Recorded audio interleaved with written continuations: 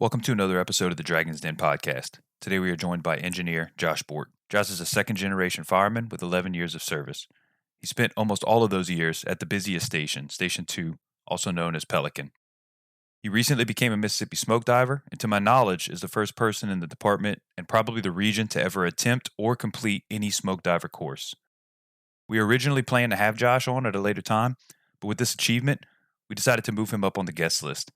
We touched on his faith, family, fire service, and all things in between.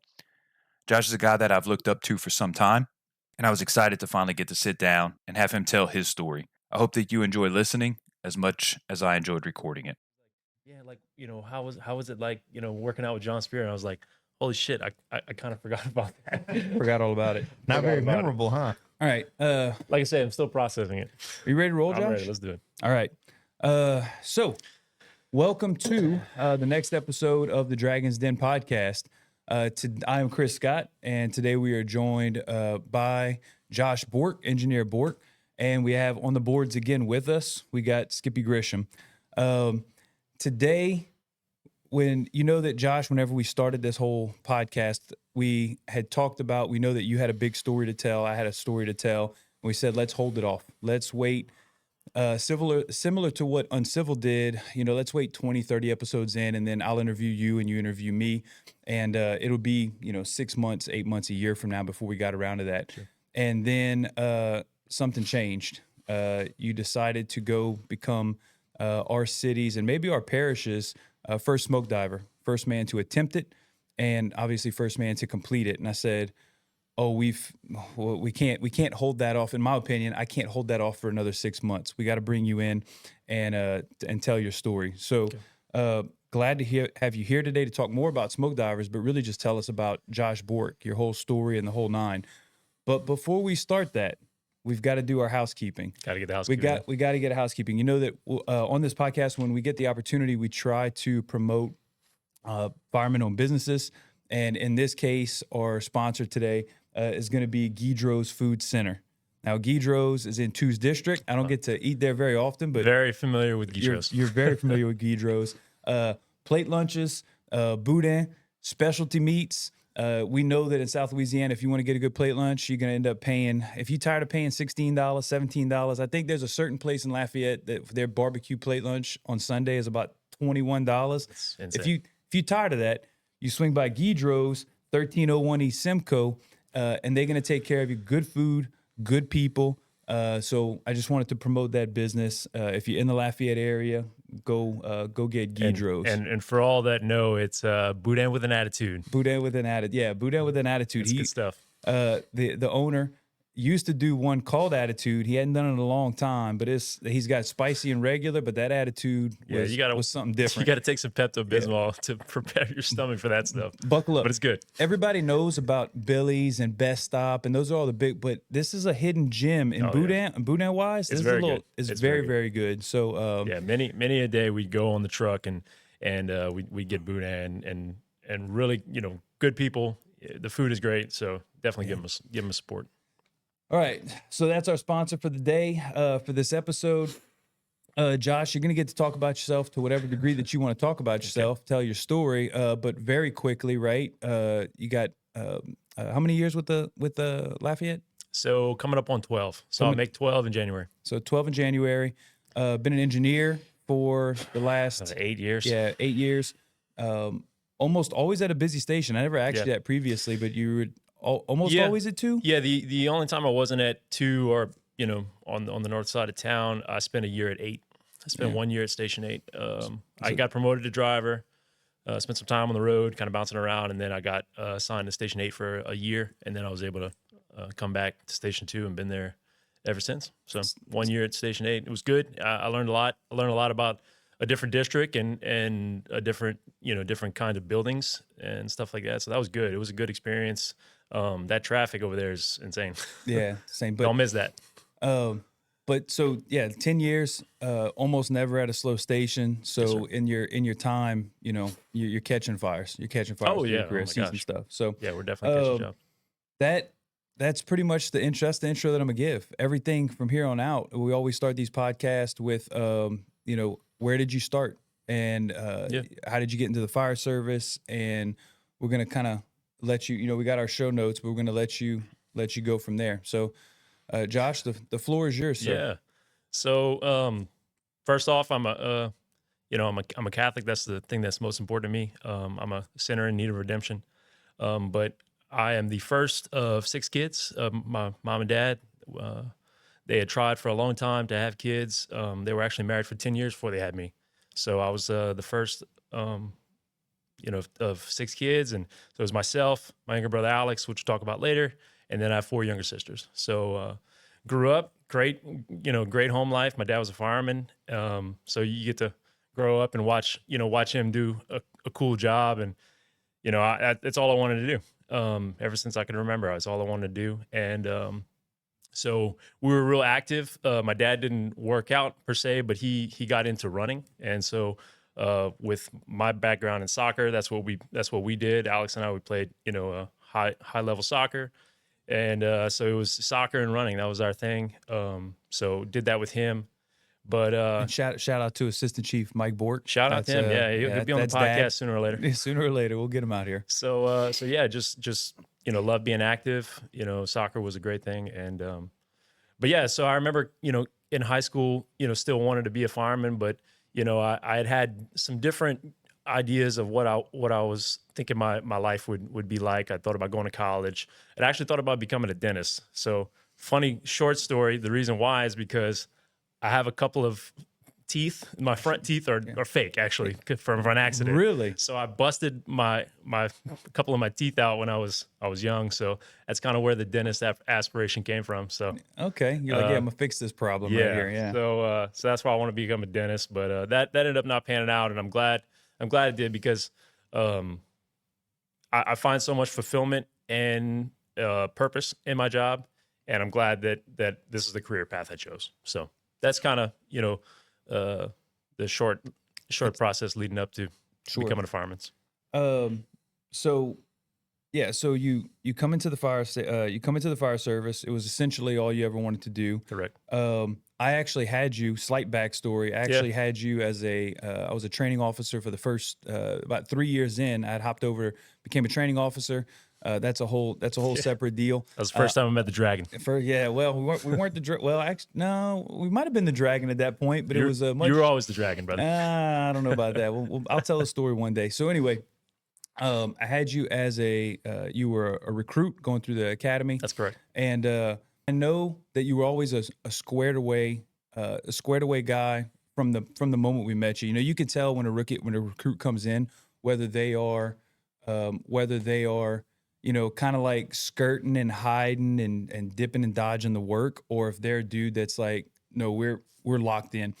You were pretty locked in from day one, and that's where we ended up. That's where we first met you. So you come onto the job and go through trying to, like, what brought you to the busier stations? You started at 8, and then you said, hey, I want to jump on the north side, and then you held on to the north side. What was the process? So when I came out of training, graduated training in, so I got hired in January of 2013, graduated mid-year that year, and I actually got assigned to Station 3.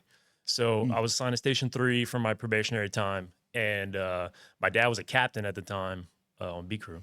Okay. And just, you talk about that drive and wanting to kind of excel and we'll talk about that, being a son of a firefighter, and son of a firefighter of someone like my dad, and sure. This is not biased. He was very well respected, sure, good at the job. So you want to do that justice, right? Yep. I don't want to take the good name that he's made, because he's first generation firefighter.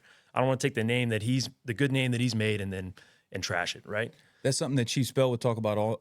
He said, all you got is your last name. That's right. And same thing with Aaron. Aaron respects that too, is exactly. That you got if you have that good name to start with, I don't want to say big shoes to fill, but that's kind of what you're trying to live up to, that legacy, knowing that your dad is a good quality individual, and you don't want to screw that up. Yeah. So and that's how I felt. So that's how I went into everything I did. It wasn't perfect, made plenty of mistakes, but tried my very hardest to be good at the job and learn from those that I was with. And it was a lot of pressure that I don't know was self-inflicted that I put on myself being a son of a firefighter. I did feel that pressure, and I felt that others, because I was Mike Bourque's son, kind of put that pressure on me, which is not anything bad, but they see him and they're like, oh, you're Mike's son, so you're gonna be top tier, right? Sure, gonna be, So dialed in. so I kind of felt that internally, that pressure, and it drove me to try to do well, and that's kind of how I've looked at everything. So here's where, moving down your timeline a little bit, I think it'd be a good time to lead into, you got several years on the job, you're cruising along, and then your brother comes on the line. Is that a decent time to?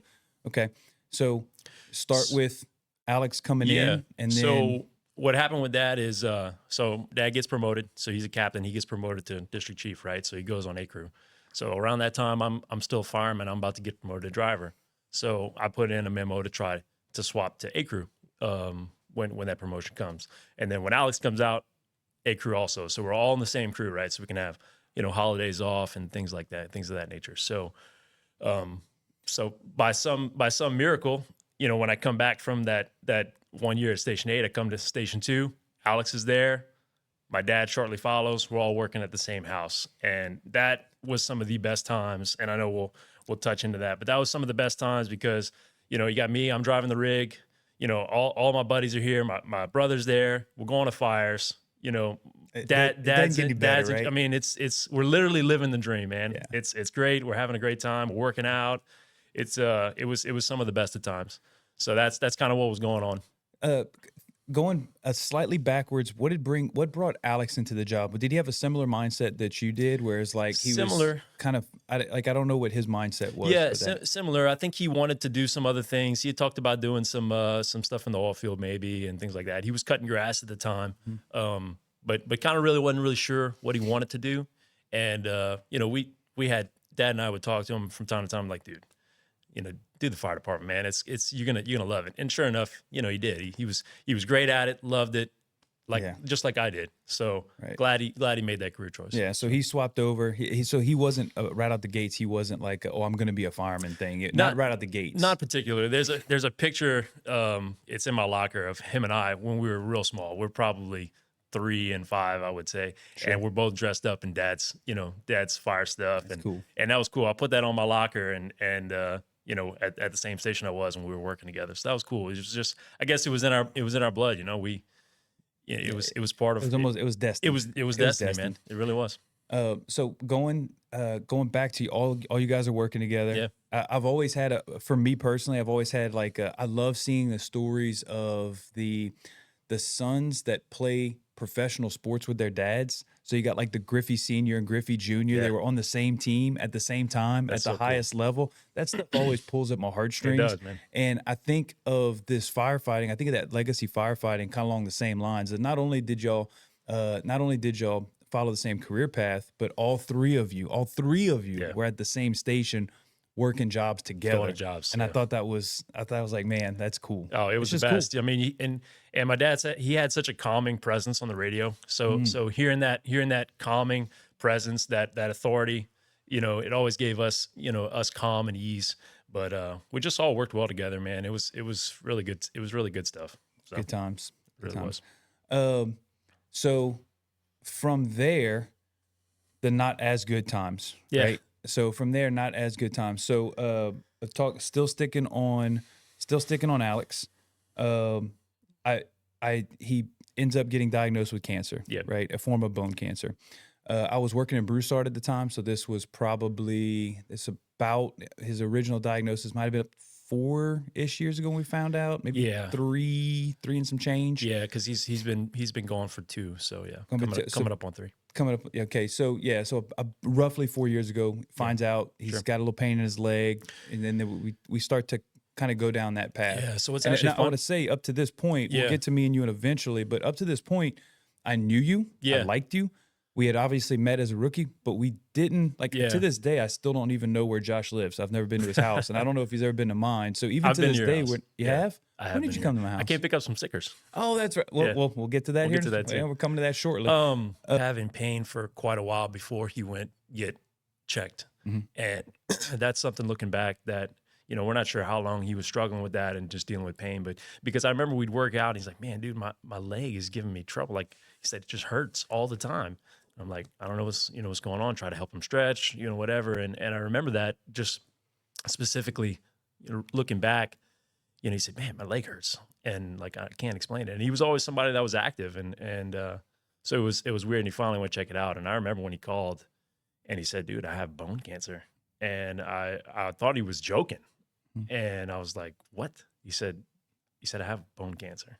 And that was shocking to say the least. So, but yeah, he gets diagnosed. He had a pretty large sized tumor in his leg and, you know, began treatment. And that was really, you know, you want to talk about the brotherhood.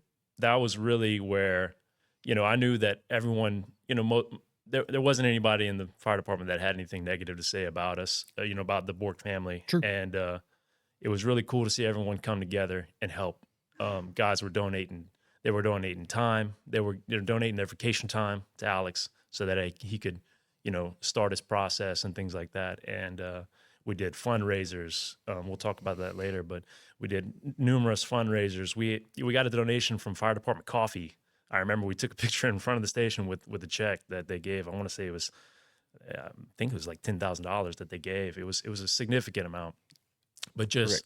you know, everybody coming together to help Alex. We made shirts, you know, we made stickers, which we'll talk about in a second. And it was really incredible to see the brotherhood and the love that the guys showed, you know, Alex. And so he gets diagnosed, right? And he was starting the process of treatment, but he actually, what complicated that is he broke his leg. So the tumor was so large and it degraded his bone that it actually broke his leg. So he was put in a cast, you know, for treatment and whatnot. So I don't know where you want to go with that. We can, you know, kind of keep talking. Yeah. You can either continue down that path if you like, or pop back in and out of the fundraiser side of it. But if you want to kind of, if I say keep going down that path, and then we'll kind of back up to So he starts his treatment. You know, he ended up having the leg break and whatnot, and there was he wanted to try to keep his leg, but when it broke, it was at such a point where it would have been difficult for them to rebuild it and whatnot. So he ended up deciding to amputate his leg. Yep. So which was the courage that took was immense. And I remember my dad went with him and went for the amputation. And he's like, dude, he said, I'm just so sorry that this happened. And Alex was just happy go lucky. He's like, it's all good. You know, I'm figure it out. And he wanted to come back. He was going to come back to work. I have no doubt that he would have come back to work as an amputee and been a firefighter and done it better than some. Yeah.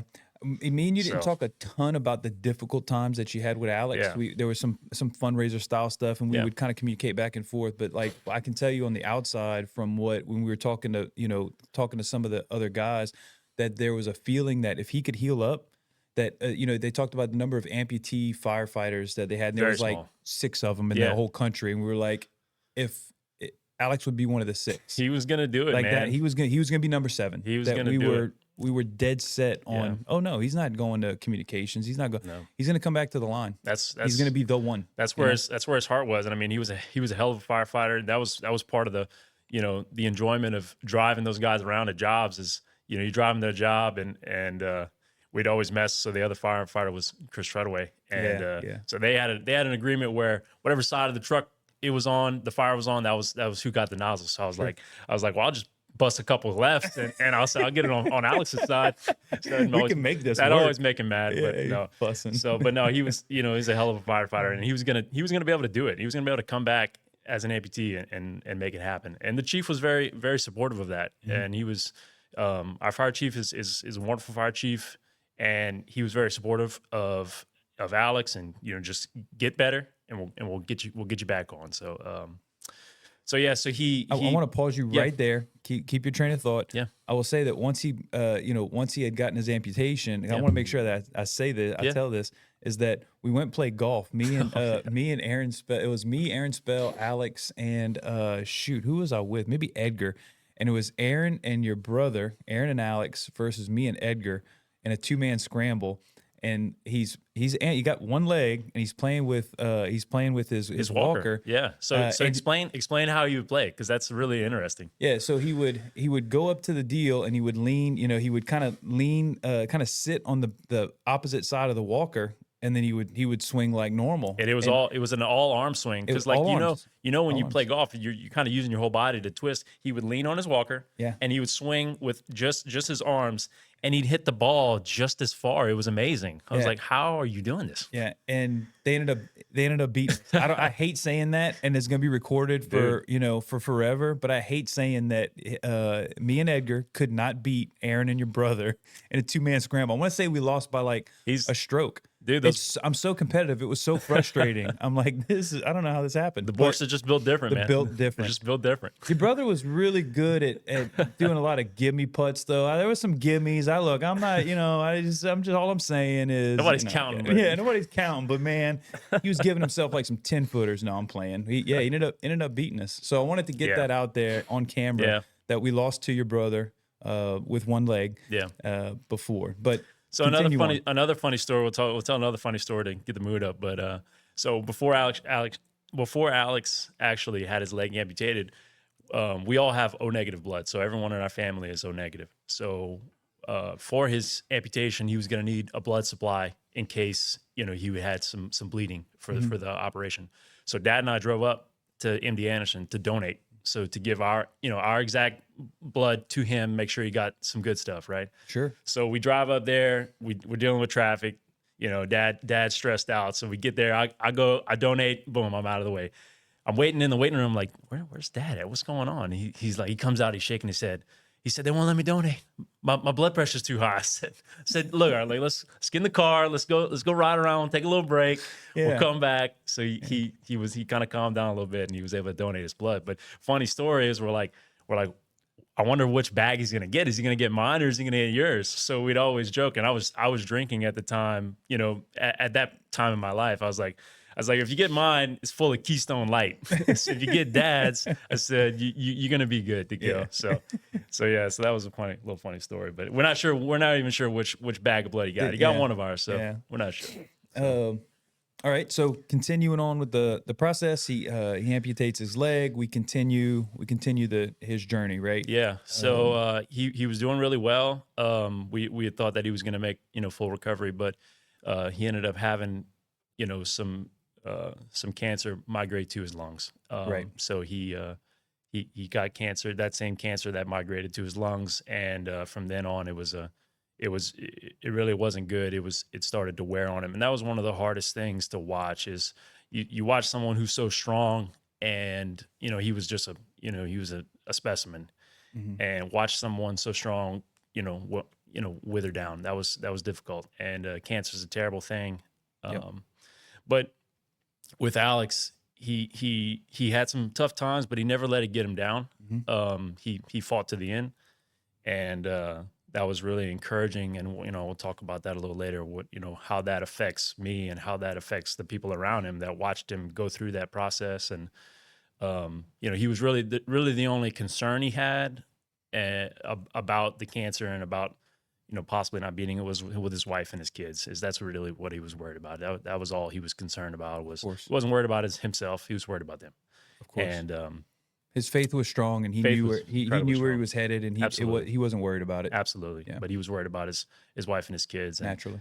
And they're doing great today. The boys they're growing up, but I'm proud that they have those memories of Alex to look back on and look. And my dad didn't, he didn't cower under this, and he didn't let it wear him down. He fought to the end. He showed what it's like to be strong and what it's like to be a man of God. And it was very encouraging to everyone around.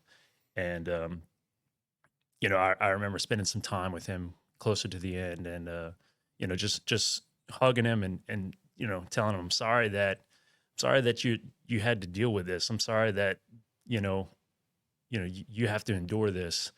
And he said, this is the way my life was supposed to go. That's good. He said, this is the way my life is supposed to go. This is my cross. This is my burden to carry. Sure. And didn't blame anyone. so that was really encouraging. So when I'm, and we'll talk about that a little later, when I'm having a tough time, when I'm feeling sorry for myself, I'm like, he didn't blame anyone. This was the way his life was supposed to go. He trusted God, and it was really encouraging to see. I've never seen bravery like that in my entire life. Yeah. And so I was proud. You're making me tear up. Yeah, I know. And I hate that. I don't like that at all. I'm proud. I was proud to know everybody. Sure. Everybody said, Alex was a heck of a guy. I said, I got to spend all 26 years with him. Yeah. I got to spend the whole ride with him, Yeah. And he was an awesome dude. So, well, before you actually make me full on cry, which we don't want to do, we'll hop off to fundraising, and kind of the brotherhood that coalesced, and I'm gonna hop back on Alex here at some point. But we did not, like I said, me and you didn't talk very much, and the way that me and you started to talk was that we were sitting in training, and I remember we were talking about fundraising ideas. It was early on from his diagnosis. Said, man, what if we could make like a sticker? And I said, well, my cousin is a graphics designer, and you had this idea of like a silhouette style 2D. And then you started, because he would always wear his pit vipers, and he had his mullet. And he's like, man, what if we get the pit vipers and the mullet, and it have like this, I don't know what you had called it, but like a hologram. Yeah, the pit vipers might have like a hologram. And it was just an idea. And at first, we're like, maybe like an 80s style theme. And I said, well, I got a graphics designer, my cousin Desiree, out of, she's in Georgia, but she's from here. Yeah. I said, let me call her. Let me see what she can do. So she starts spitting out all these different designs. And eventually, as we start to clean it up, they kind of land on the one that we kind of all know and love. Yeah. And I said, let's spit these things out and start selling them. Yeah. And that's what ended up happening. She ordered a bunch off a Sticker Mule. And then I opened up a spreadsheet, and I said, hey, and I think I ordered like maybe 100 or 200 out of the first batch. They were gone within instantly. I want to say about 36 hours, like a day or a day and a half. I think I had sold 200 stickers almost immediately. Man. I did. Oh my God. So it made, I want to make a couple $1,000s right out the gates. And I did, oh man, I need to order more. So I think I ordered like maybe 500 more. And that was the impetus of us kind of starting to open up a conversation and starting to talk. Yeah. It's where we really became friends, and it was over the stickers. And I mean, if you've seen the sticker, it's an iconic look, man. It's a great sticker. I still see those things. They're all over the place. It's going to stay on my Jeep forever. Oh, it's great. We ended up running out. And of course, if anybody wants it, we can reproduce this sticker. It's not too difficult. We can do a reboot. We can do a reboot if you want it. But I know that when we got down to the last ones, I had in my drawer, I had like, I don't know, 5, 10 of them. And then so, a year after his passing or so, I had said, hey, here's all I got. And I told you, I said, I'm hanging on to one holographic, and I'll never stick it on anything. It's going to stay with me. I'm just going to hang on to it because it just means too damn much. It's almost like it's like the hats. The hats. Your brother calls me and says, hey man, look, I love the stickers, but I need a hat. We're going to get to the I need. There seems like a theme with the Bourques. We'll get there. Yeah. He said, I want a hat with the same design. I said, Alex, I am not a hat designer, and I'm not a hat maker. But I said, if you want a hat, brother, we're going to get you a hat. Yeah. So I just so happened to run into, I'll go into Jet Coffee, and Jet has their leather patch, and I see it, and I'm like, oh, that's it. So I go to the barista lady, the counter, and I said, hey, look, I don't know who owns this place, but I need the owner's name, and just trust me that it's for a good cause. I need the owner's number. And they were like, and I'm like, no, just trust me. And so that ended up, he put me in touch with the hat maker. We make a hat. But also when I told the story and this is John with Jet Coffee, super cool guy. I want to talk about him real quick. I'm glad you brought that up. John with Jet Coffee is the owner, and we had the stickers, and I contacted him because I said, hey, I know that he sells a lot of stickers, and I just want to put Alex's sticker on the counter. That's all I want to do to like push out the extra 500 that we had ordered. Yeah. And so I said, hey, do you mind coming talk to me? And he came to Station 13. He talked to me, and when he heard the story, he like had a pause moment. He had a pause moment, and he goes, and I've told you this already.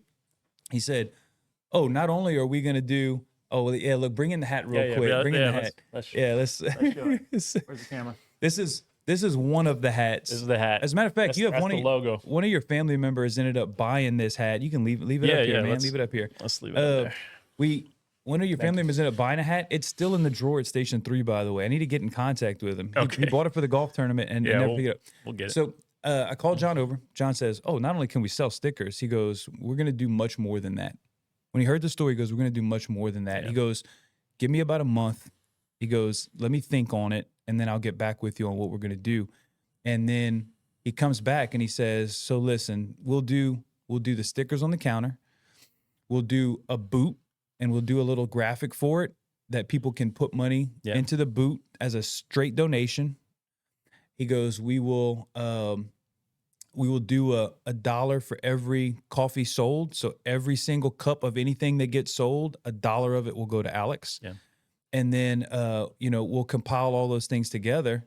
And in one day, it was like I think it was like $7,000. He had texted me while we were on the beach in Florida. He goes, "Man, it was like $7,500 for one day." I know. And I was messing with these. I was a little bit not frustrated, but I was a little bit like, I'm selling all these stickers one at a time, like tracking. Okay, T. Cole's bought 3. It was 1 American and 2 hologram, and like when he bought it, how he paid me, and to make like $2,000, and then John at Jet Coffee makes $7,000 in a snap. It shows the power of community. But like I said, I wanted to shout out John because I'm glad you brought that up because I mean everyone in the Acadiana area knows about Jet Coffee and they love their coffee. It's great stuff, and I'm glad you brought it up because I kind of forgot. It's like there's so many people that helped out Jet Coffee.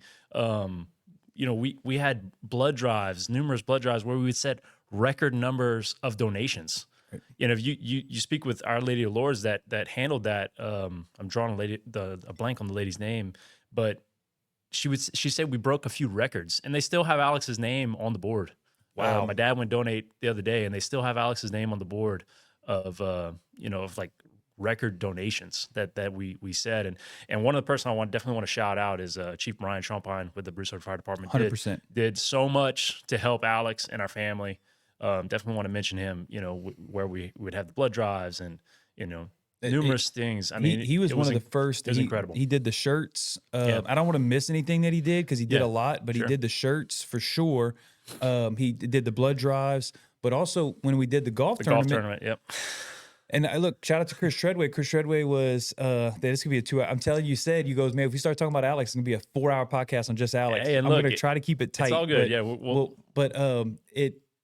Chris Treadway was kind of down on himself because like, "Man, it's my best friend and all these guys are doing." He goes, "Man, you're doing stickers and Brian did the shirts." But he's like, "I didn't do nothing. I feel like a piece of crap." And so very, very long story short, I said, well, let's go ask the legends. Let's go ask legends what they can do. Maybe they've done something. And sure enough, they had sparked the idea of we've done a golf tournament for a sheriff's office or whatever, and it ended up falling through with Legends, but we picked it up, myself, Steve Spain, Chris Treadway, Lindy Valgiano, Clay Bay Stutes with the Union. So many guys came together. I don't want to leave anybody out, but they came together to build that tournament. They ended up raising a lot of money for them, and then turned around and we did a second one for another fundraiser. But there was a lot of coalescing of the community in order to bring all those things together. It was impressive. I've never been a part of anything like that. Yeah, me neither. And it's definitely a lot of work, but it was cool to see a lot of people say yes to things. Like, "Hey, can you do this thing?" And you get no's, obviously. But to get the yeses that we got was encouraging. It was heartwarming. It was just freaking cool, man. Yeah, it was just cool. And it was really cool because the first tournament, Alex got to actually play in his own tournament for himself, which was cool, and he enjoyed that, man. I know it meant a lot to him to be there and see the support that everybody had for him, and because golf has always been a big part of us. Other than soccer, Dad played golf and he showed us the game, and it's a funny story about that. So I'll give you just a short story. So my dad's left-handed. Yeah. So when he would teach us to play golf, I'm not left-handed. I'm right-handed. Well, we had left-handed clubs. So Alex and I, we played left-handed. So I'm not a left-handed player, but I play golf left-handed, and so did Alex. Because that's what we had. That's what we had. We'll figure it out. Yeah. So, but yeah, golf was a big part of our growing up, and he really enjoyed that tournament. So I could literally talk about that tournament for the next couple hours, but we're not because we're gonna go down such a rabbit hole. So So we can talk about, so Alex ends up passing. Right. And I'll talk about, and I'm glad Tyler Coles brought this up about the bagpipes. I'll talk about that later. But being a part of his funeral, I'm a member of the Lafayette Fire Department Honor Guard, Sure. and being a part of his funeral was an immense honor, and everyone that helped honor Alex, when he passed, it was beautiful. But I actually got to fold his service flag. Wow. One of the hardest things I've ever done. Oh. But we're going to talk about the hard things you've done. Yeah, and that's still the hardest. That's still one. The hardest that's thing, one of them. But got to fold the service flag. I remember after the guys came check on me because I was physically shaking. Just folding that flag, it was a lot of emotions.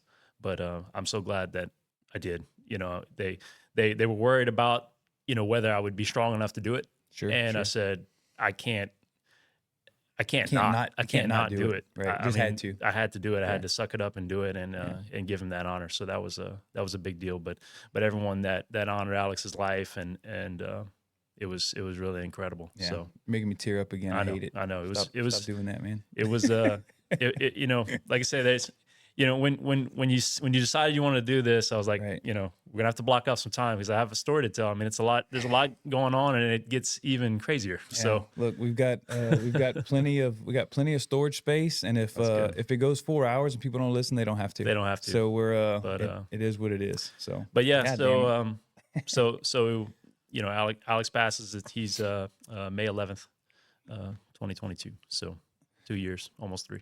All right, so we're gonna come back to Alex at some point, but so he passes, and then we continue. You continue your journey, and I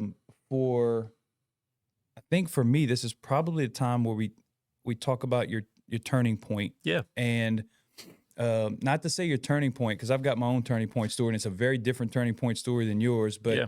You're cruising along in the job. And then I'm telling you this from what I notice about you is that you've always been locked into the job as far as like loving the job, caring about it, being a guy of excellent character, all of that stuff. But then all of a sudden, some of the things that I was talking about and I had been talking about for maybe the previous year, search and the importance of prioritizing it and stuff like that, I noticed that you're responding back to that. A lot of times when I throw that out into the universe, into the department, Yep.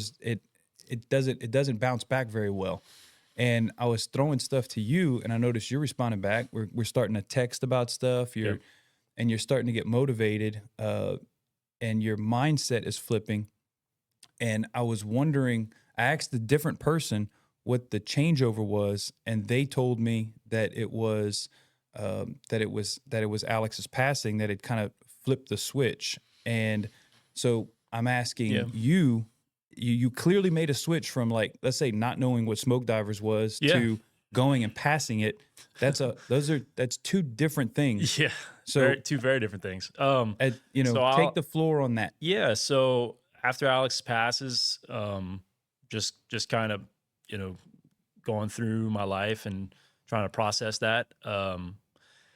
I think one of the things that I had to my advantage is having a strong faith, being able to understand, being able to grasp why bad things happen. That's the one thing that everybody says. Why do bad things happen to good people? Well, it's not that, it's wrong that a bad thing happened to a good person. It's just that bad things happen to everyone. And it's part of us being, human and fallen, from sin. Right. So being able to wrap my head around that and not struggle with Alex's death of asking why is just, I was never mad at God, and I'm still never mad at God. The part that I had to deal with is missing him. Right. So he's gone. I'm not mad that he's gone. I'm just sad that he's gone. He's my best friend. We did everything together. We worked for the same fire department. We did it all. So missing him and having that loss of, like, Alex is gone now, now what? Where do we go from here? That's what was difficult, is not wrapping my head around, all of the things that why. happen there. Right. Yeah, we're not worried about so the why. no, it's just the longing and the missing him. You know, same with all my family, you know, my mom and dad and my siblings. That's the part that hurts is he's gone now and we have to deal with the loss. Sure. So dealing with that, kind of getting into a little bit of a slump, not not enjoying the job anymore, just kind of going through the motions, right? Just going through the motions. I'm here, I'm doing my thing, and I'm not really loving it. I'm just kind of doing it, you know. And I remember it was a shift. You'd work for Brian, and we talked about this the other day. You worked for Brian at Station 2, and I drove for you, and we just had a great day, just talking, you know, shooting the breeze, and you know, you were showing me things, and I know guys had showed me, you know, different fire podcasts in the past, but never really got into them. I was listening to podcasts, but just not really fire podcasts, right? And I remember you and I had a great day just talking about, you know, the job and talking about different tactics and things like that. And I really enjoyed it, and I was like, man, I really enjoyed that. And you and I just kind of started talking more. You would send me podcast stuff, and I'd actually start to watch them and listen, and you know, with an open mind. And some of the things that these guys are talking about, I'm like, I don't know what they're talking about. And when you're in your little bubble of your fire department and you don't get out, and a lot of people talk about this, if you don't get out, you only know what you know. And that was me. You know, I only knew what I knew from what I was taught, from what I experienced. You know, going to to a fire conference, or you know, outside, or listening to podcasts, that wasn't really the culture of our department. So started branching out and listening to these podcasts and starting to understand what, you know, what these guys are talking about, talking with you. That started to kind of build, and then I started to, you know, want more of it. And I remember one of the podcasts, it was Basil Ibrahim, and he was talking about, you know, he was talking about search, and he was talking about things of that nature. And they said he's a Florida smoke diver and a Georgia smoke diver. And I'm like, what is that? I thought that it was actual diving, like underwater diving. That's what I thought it was. Most people do. Didn't know. Yeah, Didn't know what it was. Did some research, and I was like, that is cool. That's for me. You know, so started kind of just intrigued about it, and that's kind of where it started. So, you know, another thing where you talk about, you know, not really knowing, and our culture being what it is, you know, I didn't think that a 24-foot ladder throw was a single man job. I thought it was a 2-man job, because why? That's what the book says, right? Yeah, that's what the book says. The book says the 24-foot extension ladder is a 2-man job. Yeah. And I thought that. Yeah. You know, and then you talk about a single man throw, and I'm like, yeah, you can't do that. I didn't do that. There's no way. It's too heavy, right? Yeah. Now, looking back, you know, I can throw a 24-foot easy, you know, and you just don't know what you don't know, man. Yeah, and I was one of those guys. Right. So I'm going to be very careful. This is not the Chris Scott podcast, Yeah, I know. so I'm going to be very, very careful about going into my story. But I agree with everything that you just said. I have my own path, but everything you just said is exactly correct. A quick story about the 24. There was another captain that had come through. No, I'm sorry. I was relieving that captain, and my guys were throwing it early in the morning. You know that we throw it every single morning. The whole crew does it. Single man. I've been doing it for almost 2 years now. And the outgoing captain was like, you can't throw it single man. And so our guys, they're not showing up. They're just doing what they know they're supposed to be doing. So they throw it, and I'm coming in at 6:30. I haven't even put my stuff down, and they're already throwing it. And I didn't realize this, but I just jumped in the rotation. They threw it. I hop into the rotation. I found out later that guy had said, he goes, once they had thrown it, once the younger guys had thrown it, he goes, yeah, but you know, you're not 40 years old and blah, blah, blah. And then I walk up without knowing any of that conversation, grab it, throw it, raise it, bring it back down, set it back down, and then go inside. I don't say anything. Yeah. And it was kind of, once again, it goes back to the mentality of, that dude isn't a bad dude. No. He didn't know what he didn't know. Just like there was so much that I didn't know what I didn't know. Yeah. No, it's a 2-man job. It's always been a 2-man job. And it is, by the book, it might be a 2-man job, but it is absolutely not even remotely close to a 2-man job. It should be done easily by one. But anyway, I didn't want to derail you, but I thought that was a funny it is caveat. And how funny things are, you know, looking back just a few months ago, you know, thinking back in the day, you 24 foot was a 2-man throw. And then just a few months ago, I make a video on how to throw it single man with a tool. With a tool in your hand. Yeah. I would have never thought, yeah, you know what I'm saying? That is not a toot my own horn. That is just, that it shows what you can do when you open your mind and your ability to learn something new, right? Yes. Like you can do so much with just that attitude. You come into things with a good attitude, an open mind, and man, you can learn so much. The knowledge just starts flowing. It's actually a double-edged sword because you learn more as you go, but then as you look, you start to realize you know even less. Like the circle of stuff that you don't know gets bigger and bigger and bigger. But that's how it's supposed to be. It's supposed to be as soon as you step back and you say, you know what, I don't know everything, because it's kind of easy in the fire service, especially, you've been on the job for a little while. It's easy to say like, oh yeah, I know about firefighting, but when you can actually step back and say, I don't know everything, and you start becoming a sponge, and it's just amazing the journey that you take when you start learning. Absolutely. So that's kind of the shift, right? That's the shift, and then from there it's we've talked about this before. The turbo kicks in, man.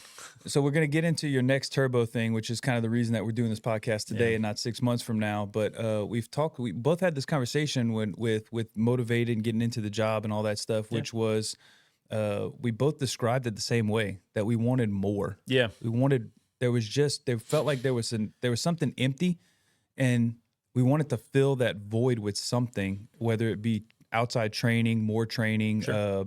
In this case, it's a podcast. It's, possibly going out to smoke divers. But that was it. You feel like your limit was kind of capped. And then once you got outside the bubble, you're like, wait, I'm not capped. I can go. There's so much more to do. There's so much more that I can give. Mm-hmm. There's so much more that I can be. And we had described it the exact same way. I just want more. Yeah. And so. Yeah. And that's, so I'm, the shift happens. I'd been working out, been exercising. That was something that was a non-negotiable, working out on shift and off. But just wanting more and doing that every day, working out. Not everybody wants to do that, and that's okay. But that's something that's important to me, and that translates to the job. Training, trying to be, pursue excellence in your craft. Not everybody wants to do that. I do. Am I perfect? No. Am I going to make mistakes? Yes. Yeah, definitely. But still, pursuing excellence is pursuing excellence doesn't mean that you're perfect. Mm-hmm. That I think people they think that, oh, this person's pursuing excellence, like he's really, he doesn't make mistakes. That couldn't be further from the truth. Exactly. Just because I'm striving to be good and hold myself to a high standard doesn't mean that I'm going to make mistakes. And that's one thing that you got to remember is you can't look down on people. You can't think that you're better than people. Is look at that situation as, okay, I'm trying my best. I'm trying to pursue excellence. I want you guys to come with me. Let's do it together, right? Yeah.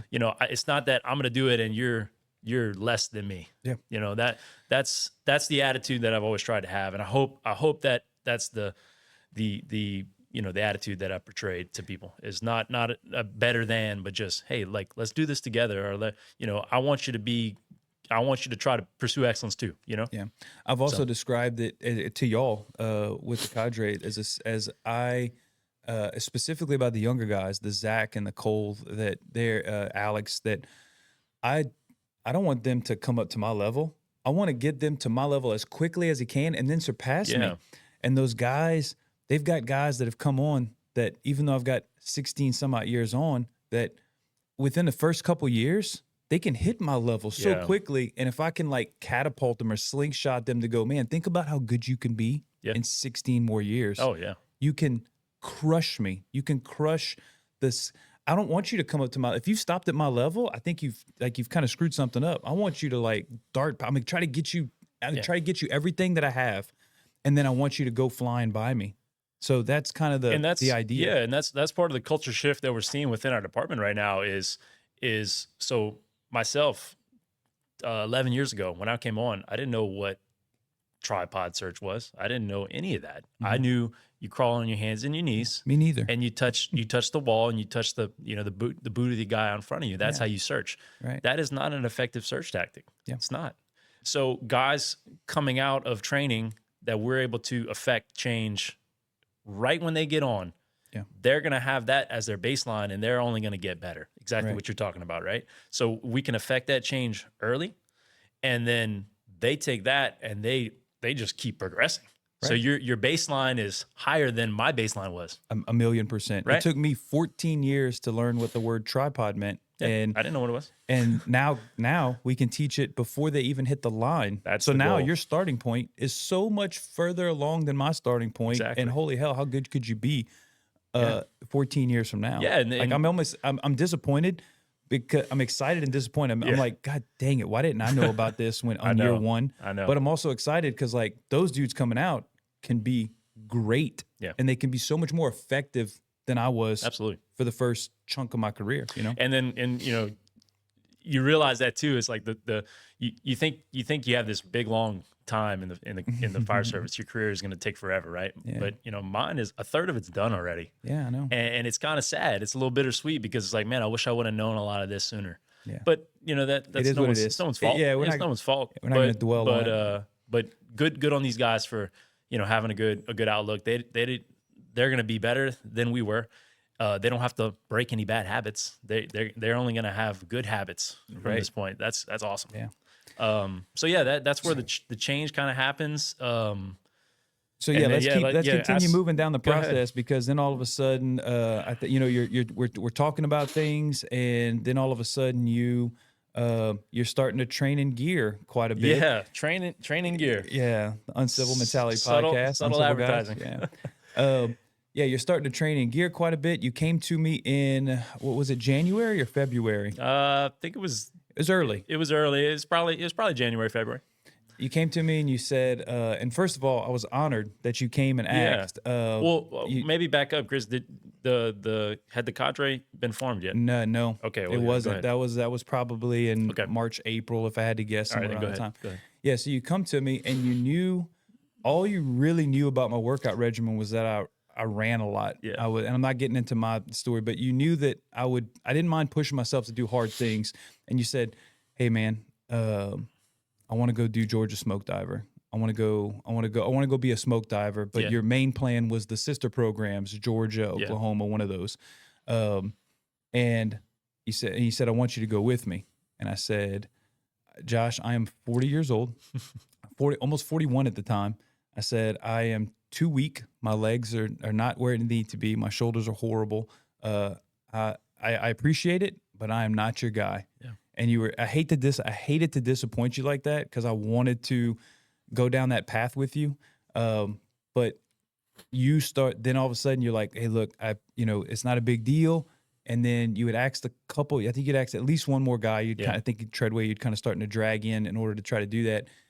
And then all of it, you said, I'm going, basically, I'm going without you, but you went without me. I'm going no matter what. It doesn't matter. You had mentally locked in that this was a thing that you were going to do. And then lo and behold, I show up at the station at 6:30, or I wake up at 6, and you're coming on and you're burning bottles, and you're burning bottles every single shift before, as your first workout, hitting the tire in gear. And then you go down that path. So what's interesting about that whole thing is, so I deciding, and you talked about that earlier, knowing what a smoke diver program is and attempting one are two totally different things. So I find out what it is, do some research. Dude, this is for me. High achievers, guys pursuing some hard things, some excellence. I want to give that a try. And so reached out to a few people, Basil Ibrahim being one of them. And if you know him, you know what kind of caliber this dude is. Georgia smoke diver, Florida smoke diver, teaching at the highest level. He's the real deal. And he out of his his time he gave to me, he called me on the phone and we talked, and he said, what I did to prepare is, he said, every day, no matter what, I burned a bottle. I did what it took to burn a bottle, whether that was dragging a tire, hitting the tire, up downs, you name it, whatever you can do in gear to burn a bottle a day. And that was his advice. So that's what I did. And the first time I did it, I was very embarrassed because, I'd been working out for a long time. I was, in shape, or what I thought I was in shape. And I sucked that bottle down in 12 minutes, dude. And that was an eye opener. I said, I have no business trying out for smoke diver. No business. That is, I am not there. But just kept at it and just kept working out in gear, burning bottles, doing things like that, getting more comfortable in my gear because, guys can say like, yeah, I'm comfortable in my gear. I'm comfortable working out or working in my gear on a fire. I have no issues of being claustrophobic or anything like that. And I was comfortable in my gear, or so I thought, and then you start jacking that heart rate up. It's hot, South Louisiana. It's warm, and you throw that gear on. It's a different animal, man. So it was humbling. That was the one thing I realized was that I had some work to do if I wanted to try this. And I just kept at it, man. Just every day, burning a bottle. And the times kept getting better and kept getting better. And the more I did it, the more comfortable I got in my gear, and my work capacity went up, and my air consumption got better. And I remember, first time doing it, I sucked that bottle down in 12 minutes. I would say 4, 5, 6 months into my training, I'm making them last 30 minutes now. And that's 30 minutes of work. And that was huge for my confidence to say, okay, this is where I started. This is where this is where I'm at. Maybe I can give this a shot. So I train in gear consistently. I applied for, reached out and applied for Mississippi Smoke Diver. Not many people know about that program. I didn't know about it when you told me about it. And I'll talk about it. It's a fantastic program. But I spoke with the and this just goes to show how little I knew. But talk with the senior instructor for the program, and I said, my name is Josh Bourque. I'm applying. I'm gonna try to get in. I'm gonna try to get into the November class. He said, Mr. Bourque, that class is full. I'm going to put you on a waiting list, but that class is already full. And I didn't realize that, so many guys wanted to try this, you thought, so you thought like a conference is I thought always it was just a a class. There's always a seat available. Yeah. You sign up and you're in, right? Yeah. That's not what this is. You sign up and you're put on a waiting list. Yeah. So I was waitlisted. And thank goodness I did not stop my training, because I was waitlisted and the class was full. And he said there was a very healthy wait list that I was on, and I was pretty far down, but stay consistent. And I think that's the message is, anything you're doing, stay consistent, stay at it, don't quit, and that's what I did. I didn't stop my training because the class is full. I'm like, oh, the class is full. I'm not even going to get in. Right. It's probably going to be a few years out, right? Right. I got plenty of time. Plenty of time. Sure. Didn't stop my training. Trained every day, on shift, 2 days, gear in the morning, CrossFit style movements in the afternoon. And every 2 months or so, I'd send an email, hey, this is Josh Bourque. Checking in, just seeing if, anybody dropped out. Same answer. Nope, still full. So this goes on. And this kind of ties into the whole process. I would, I don't know why I did. It wasn't for me, but I would film a lot of the workouts that I was doing, and I put them on Instagram, and just wanted to kind of capture the journey, right? Sure. And found out about this training gear thing.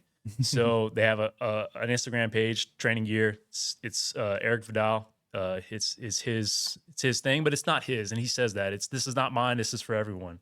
Sure. And the workouts are all gear workouts to try to make us better in our gear, just like professional athletes. They football, they don't train all the time in pads, but you do have to get the pads on sooner or later, right? And I'm not saying you got to train in gear, but sooner or later you're going to get a call and you're going to have to work in your gear. So why not be more comfortable working in that gear, knowing your limitations, knowing how far you can go, knowing how many breaths you have when your vibro alert stops. That's a big one. And I didn't know that. But for me, when my vibro alert stops, I need to know how many breaths I have to get out, right? Yeah. So learning all of these things in a safe environment to where when you go into an emergency, you're comfortable, you can think clearly. And that's kind of the whole, the mindset with the training gear. So started posting the workouts, got some traction, by no means viral, but, people watch my stuff. They reached out, they said, man, I love it. Keep it up. It motivates me, this and that. So that's why I did it. And so all this time still training, still, getting ready, my body for the smoke diver, at whatever point that they'll call.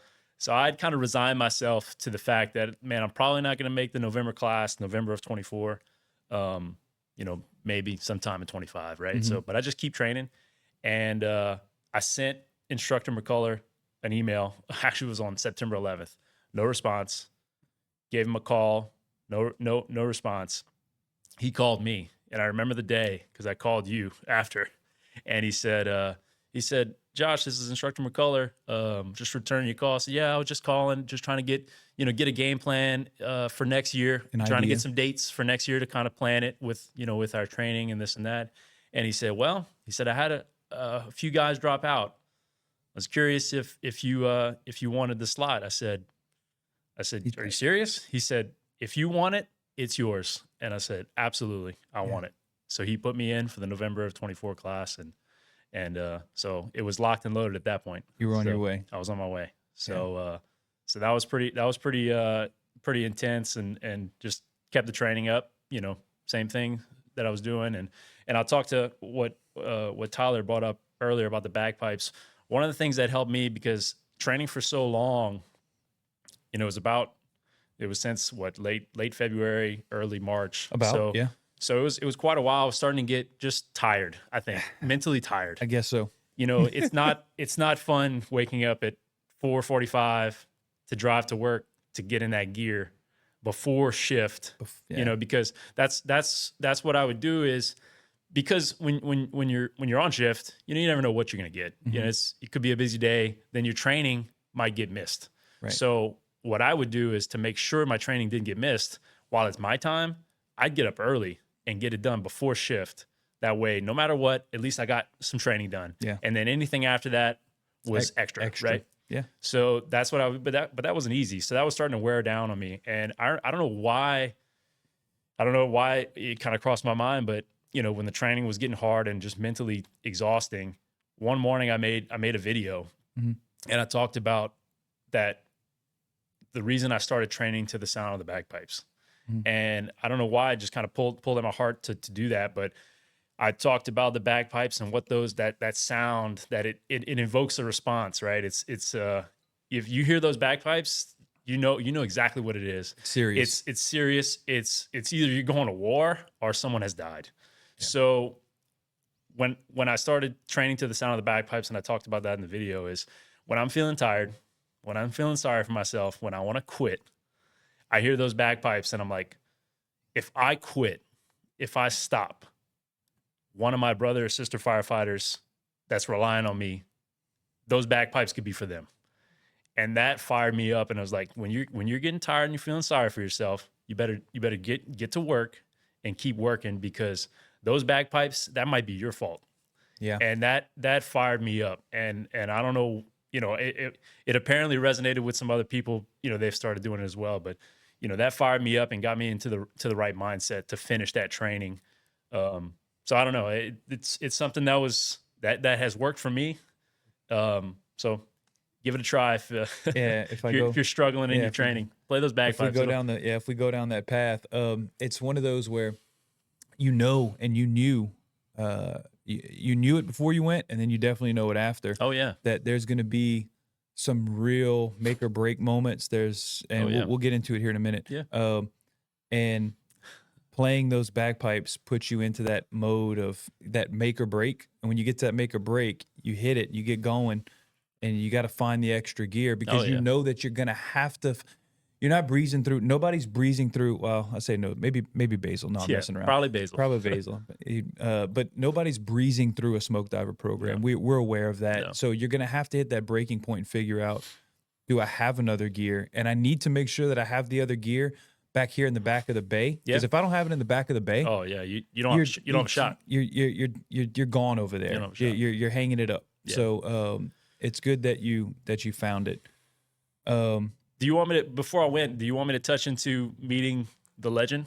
What I want to save that? What I want to do here is pause, and then we're gonna let that continue to roll, and I'm gonna cut all of this out. I'm gonna cut all this. All right, so we're back. That's before we're back continuing. Hey, we cut back in. Magic of editing. Nobody went anywhere. You talked about roughly, you're moving along. You got accepted, but backing up a little bit, you Yeah. had made a trip to Colorado, and you call me and you're like, "Hey, man, wouldn't it be cool if?" And I'm like, Yeah. well, let's see what happens." So every year we go visit my wife's sister in Colorado. She's a Carmelite nun in Colorado, Littleton, Colorado, and been going there. You know, I've been married to my wife for almost 12 years, so I've been going there, off and on. Wonderful lady. Shout out to Mary Bourque. Beautiful lady. Okay. So we go to Colorado, not every year, but maybe every other year for the past 12 years, right? And this year is different because my eyes are open, right? I'm starting to see this whole world of the fire service that I didn't know existed, and meeting people online on Instagram that are legends, right? So meet Basil, Eric Vidal, Riley Kilbride, Marcus Orozco, and one of the guys that we all know are if you've been in the fire service, Fit to Fight Fire, and that's John Spira. So knew that he worked in Colorado, and I was like, "Yo, Chris, going to Colorado, like maybe I should reach out to him, and just to try to meet the man, right?" Right. So you're like, "Hey, try to reach out," and so I sent him a message on Instagram, no response. And I think I sent it to his personal Instagram, which he doesn't use that very much. So sent another message to the Fit to Fight Fire page on Instagram, and he messaged me back the night we got there. And just kind of told him, I was like, "Look, I'm a fireman from Lafayette, Louisiana. I'd like to meet you.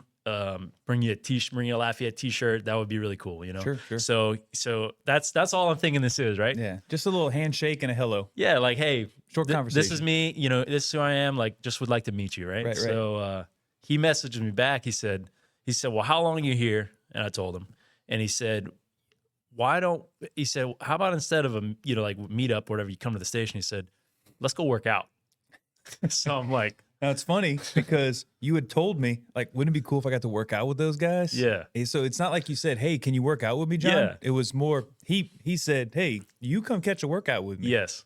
So he says, "Hey, let's how about we go work out?" I'm like, "Absolutely. Like, tell me what day you want to do it." So he lets me know what day. We go meet up, and he's like, "Look, we're not gonna do anything crazy." He said, we'll just do a little walk. So he's like, "Meet me at this place. It's an outdoor stairs. So it's a walking trail, but it's got outdoor stairs." So I'm like, "Cool." So get there. He was there. He had gotten there right before me. So I'm driving up, like, amped. I see him in the parking lot. I'm like, "Dude, that's freaking John Spear. That's cool shit. That's the guy. So that's the guy. He's waiting for me." So get there, meet him. He's just an awesome guy. And I'll tell you, for any of you guys that are older, that are using the age card, this man he's pushing 50, and he is in the most insane shape. This guy is dialed in. So, but he's I don't like how "Look," you just attacked me, but that's fine. No, That was it's a personal attack. It's when all I good. said I wasn't going to do smoke divers because I was It's all 40, good, man. that was a direct attack. That's fine. It's okay. I'm deleting this whole podcast shots because fired. of that. Shots fired. Actually, Shots fired. No, I'm But messing no, with you. Go ahead. so He's a freak. he is, man. So, and he's been living that lifestyle for a long time. The training gear lifestyle, working out, being physically fit. Love his platform. So meet him, and he's like, "Look, here's what I was thinking, like, so we can kind of, talk and meet each other and really get to know each other. Let's climb these stairs. Well, I'm thinking we'll do like 10 sets. So 10 sets of the stair. Now, I'm from Louisiana. So we're in Colorado. We're at altitude. Air's a little thinner. Little thinner. And the stairs, I want to say it's a 1/10 of a mile. So we ended up doing a whole mile because it's a 1/10. And the stairs are straight up, dude. And they're not normal, like Almost using your hands out in front of exactly. So, and it's not like you're climbing like some stairs in a stairwell at your at a high rise. Yeah. They're probably not built to spec. Big steps, man. Yeah, so we're it's a climbing lunge. these things, and he's a beast. But we just talked, man. And what was so cool is meeting these guys, across the country. I got to meet someone that I looked up to, and what was the coolest thing is he's just a normal guy, just like me. Just like you, just like all of us. He's a firefighter that loves the job. He likes being physically fit. And there's this whole world outside of your little bubble where all I did was reach out he was willing. We got to meet and work out together. Like that was one of the coolest experiences. And we climbed those stairs. You know, we did 10 rounds, and I was able to hang with him. Thank goodness. And he told me, he said, I'm very impressed because coming from where you come from with the altitude, he said, you did really well. Yeah. So that was cool.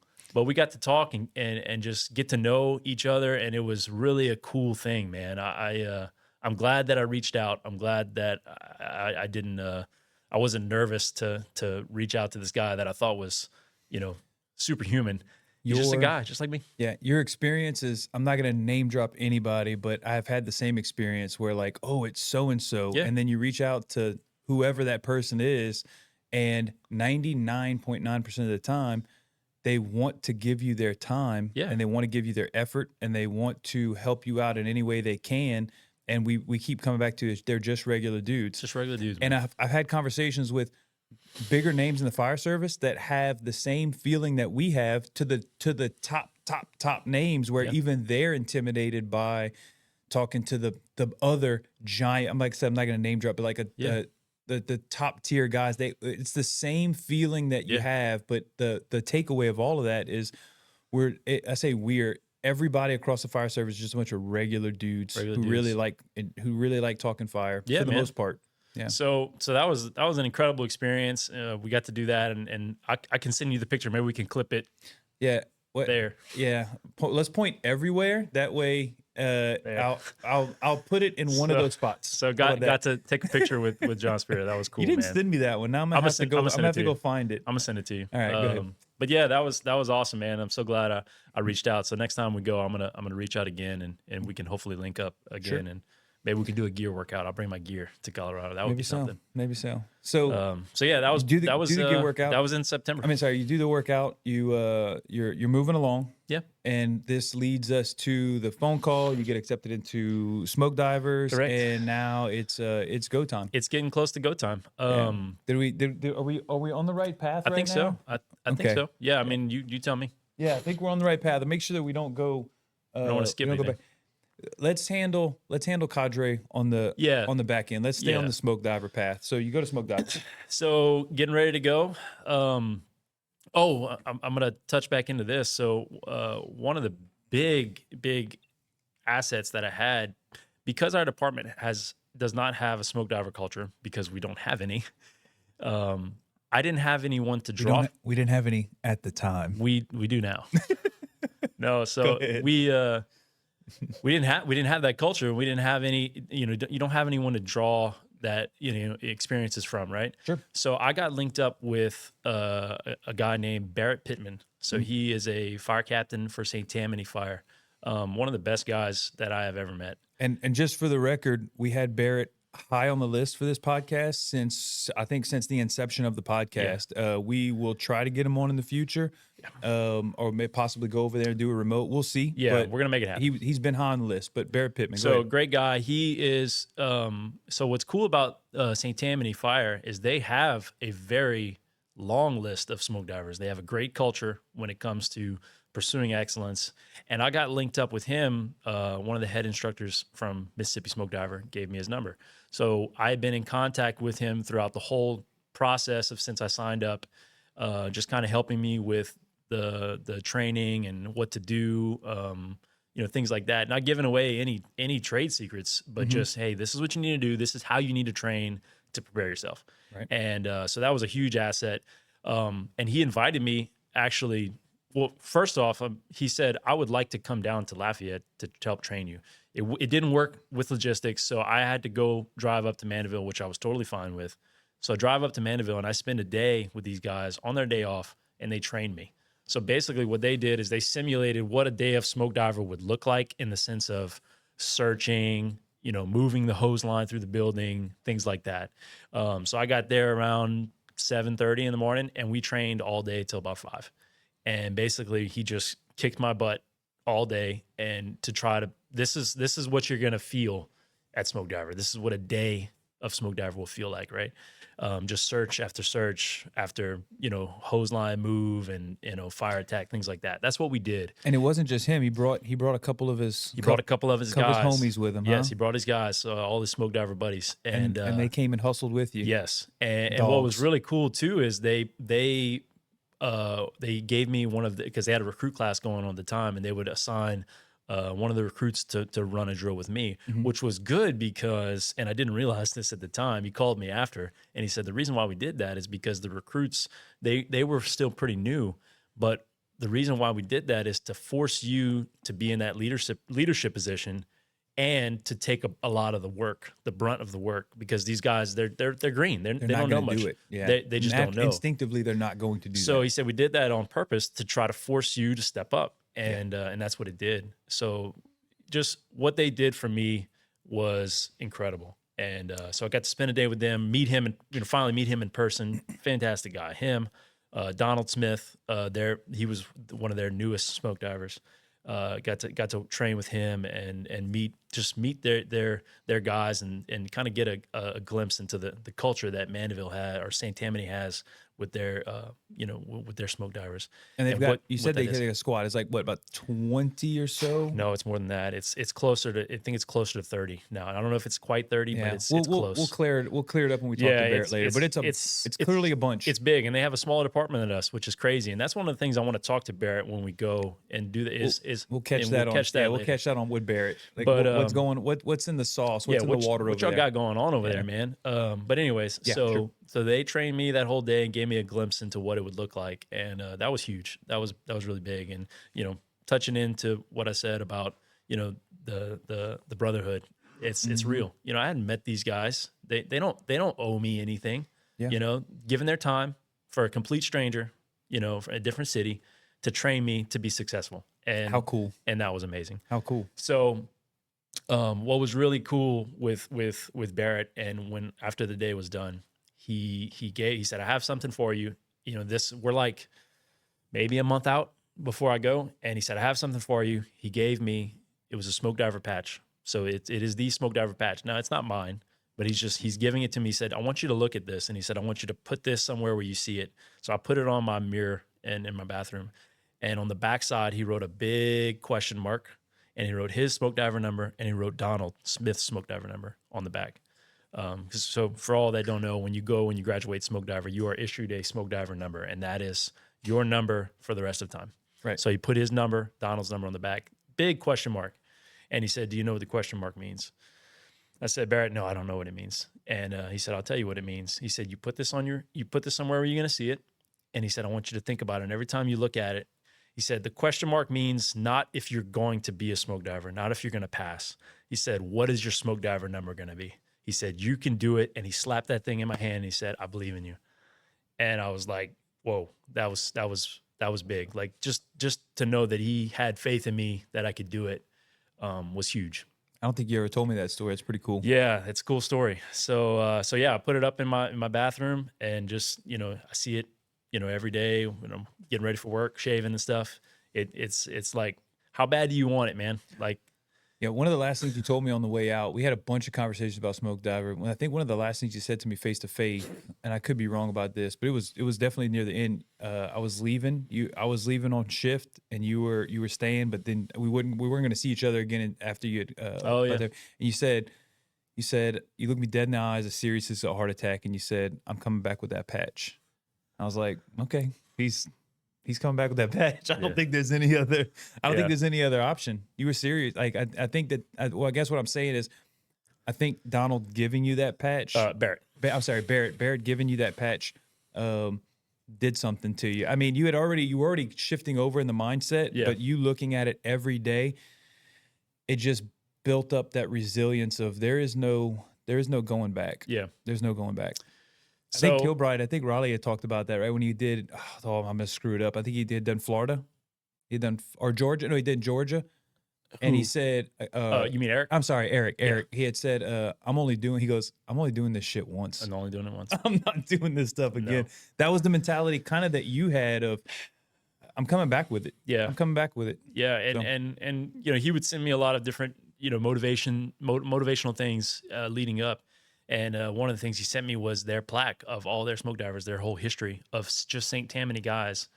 And he said, will Lafayette have a plaque with your name on it? And I said, Lafayette doesn't have a plaque with smoke divers, but it will, and my name will be on it. That's so cool. And because And that's go, just, man, all that I want to go back to that again. I don't want to harp on it too long, but it's like the amount of time that Barrett invested in a stranger, he had not known you, and he put so much effort into making sure that you were successful for a department that, like I say, he doesn't care about the department, but he has no reason to have any special care for Lafayette or any special care for Josh Bourque. Exactly. But he's investing in your success. God, that's cool. And that's part of the reason why I was so motivated, or not say motivated, but so driven to do this. And I did it for no one else but me. Sure. But when you have all these people that believe in you, you don't want to let them down. And the only reason why I endured that week and all that time, all those days I woke up early to train was for me to see if I could do it, to see if I had what it took, and like I said, I hope it showed through. But like when the guys would wake up in the morning and they'd come out to their trucks, while I was training, and they see me beating that tire, they knew I was serious. I wasn't BSing this thing. I was putting in the work needed to be successful, and I didn't want to go there and let myself down. I didn't want to go there and let Barrett down, my department. My family name, sure. I wasn't going to do that. If I was going to be unsuccessful, it wasn't going to be that I was unprepared. That was that was the way I felt. I'm going to be prepared. If I'm unsuccessful, so be it. But it won't be that I'm unprepared. So all right. So take us to smoke divers. You show up. Yeah. So it's a long 3-hour drive by myself. Yeah. Lot to think about. This is it. I'm driving up there, and for the record, we don't want to give away we're not going to go into the details of the program, but more I'm not of the mentality. I'm not going to give anything away. I'll say to anybody, if you decide to do any smoke diver program, whether it's Mississippi, Georgia, Florida, whichever one, training for that will make you a better firefighter, hands down. I was a better firefighter before even stepping foot on that ground because of training, because training my body and my mind in the gear, that mentality, I was better for it. So before I even stepped foot on Mississippi's Fire Academy, I was better. Right. But I'm not going to give anything away as far as like any trade secrets or anything like that. Yeah. But get there Sunday night. They have an orientation. They're kind of talking about how the week's going to go and this and that. And I'm looking around the room, and these guys are studs. Like, there's 25 of us, and every single one of them is a stud. They're fit. They're dialed in. No one's joking around. Everyone's focused, laser focused. And they're telling us how the week's going to go. This is the attrition. This is how many we're going to lose. We're going to lose. And they're saying by the end of Monday, half of you won't be here. And I'm saying half of us won't be here. Like half of these dudes won't be here. And they were right. More than half were not there at the end of Monday. And so got settled in and just was like, this is it, man.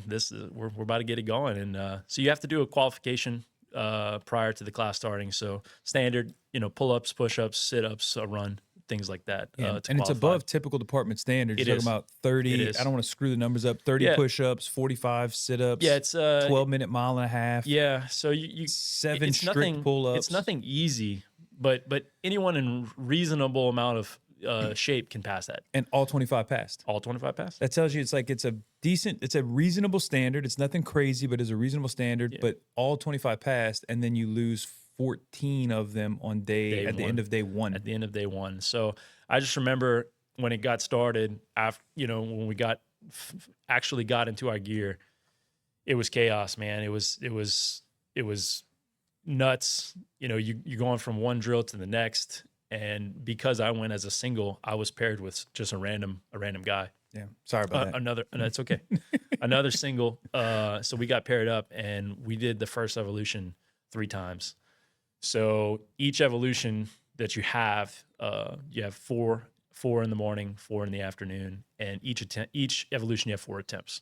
So if you can't complete it in 4 attempts, you're gone. You leave. Sure. So that's the ways that you leave. You either attempt out on an evolution or you quit. So what was happening is the majority of guys on day one were just quitting. And I remember doing several evolutions multiple times, starting to wear down, starting to get tired, and thinking to myself, man, and a lot of the guys that saw the way I trained and thinking to myself, I didn't train enough. I didn't do enough. And that was sobering because I was like, I put a lot of time and energy, and I don't know if I did enough because this is hard. And I knew it was going to be hard.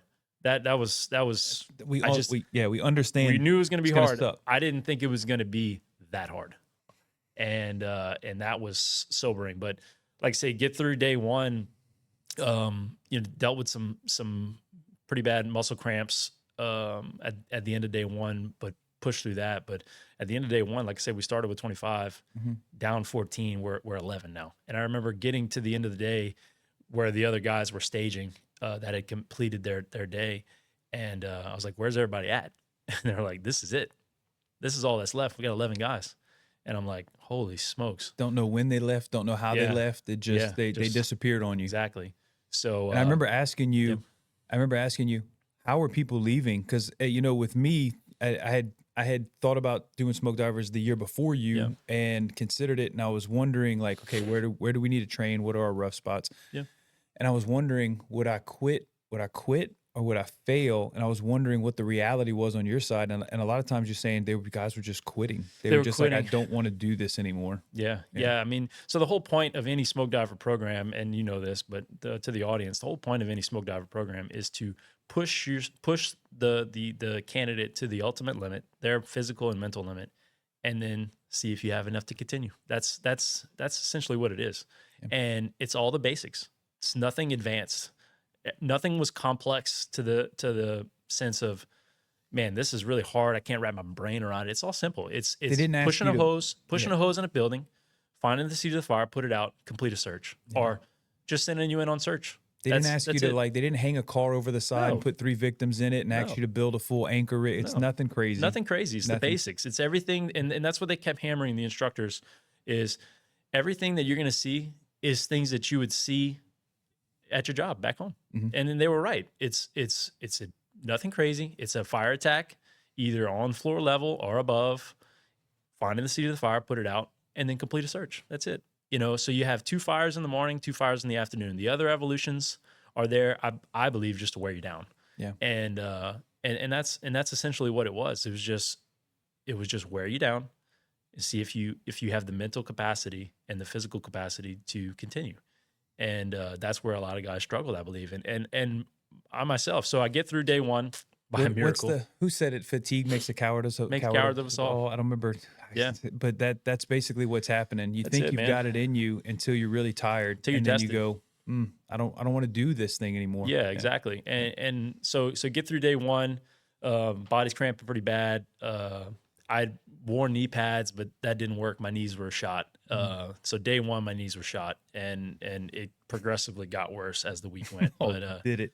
yeah, so Maybe I'll put the knee picture up. yeah, the knee pictures were It'll bad. be- I had no Maybe it'll be somewhere in here. no skin left on my knees, and one of the instructors made a joke about that before class, saying that when you go in bed tonight, the sheets will stick to your the scabs on your knees, and he was actually kind of right. I had no skin left on the knees, Yeah. and they were in pretty tough shape, but yeah, so make it into day two. Day two was by far the worst. Start early in the morning, and you're in gear until you're finished with that morning block, and then you get out of the gear for lunch, and then you're back into it for the afternoon block. And I had so many repeats just from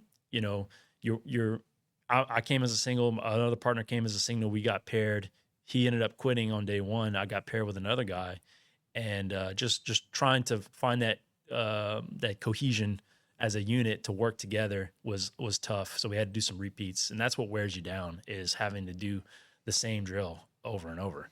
And so I hit some serious mental walls of Monday, realizing I didn't train enough, or so I thought, and Tuesday hitting the point of wanting to quit. And I've never wanted to quit something so bad, but I couldn't. So the way you would quit the week, or if you would quit smoke diver, is you had to go to one of the instructors, and all of which are smoke divers, and you have to go to him and pull him aside and tell him, I quit. And you have to say that word, those 2 words. And I could not physically do it. I wanted to really bad. My body was telling me, quit.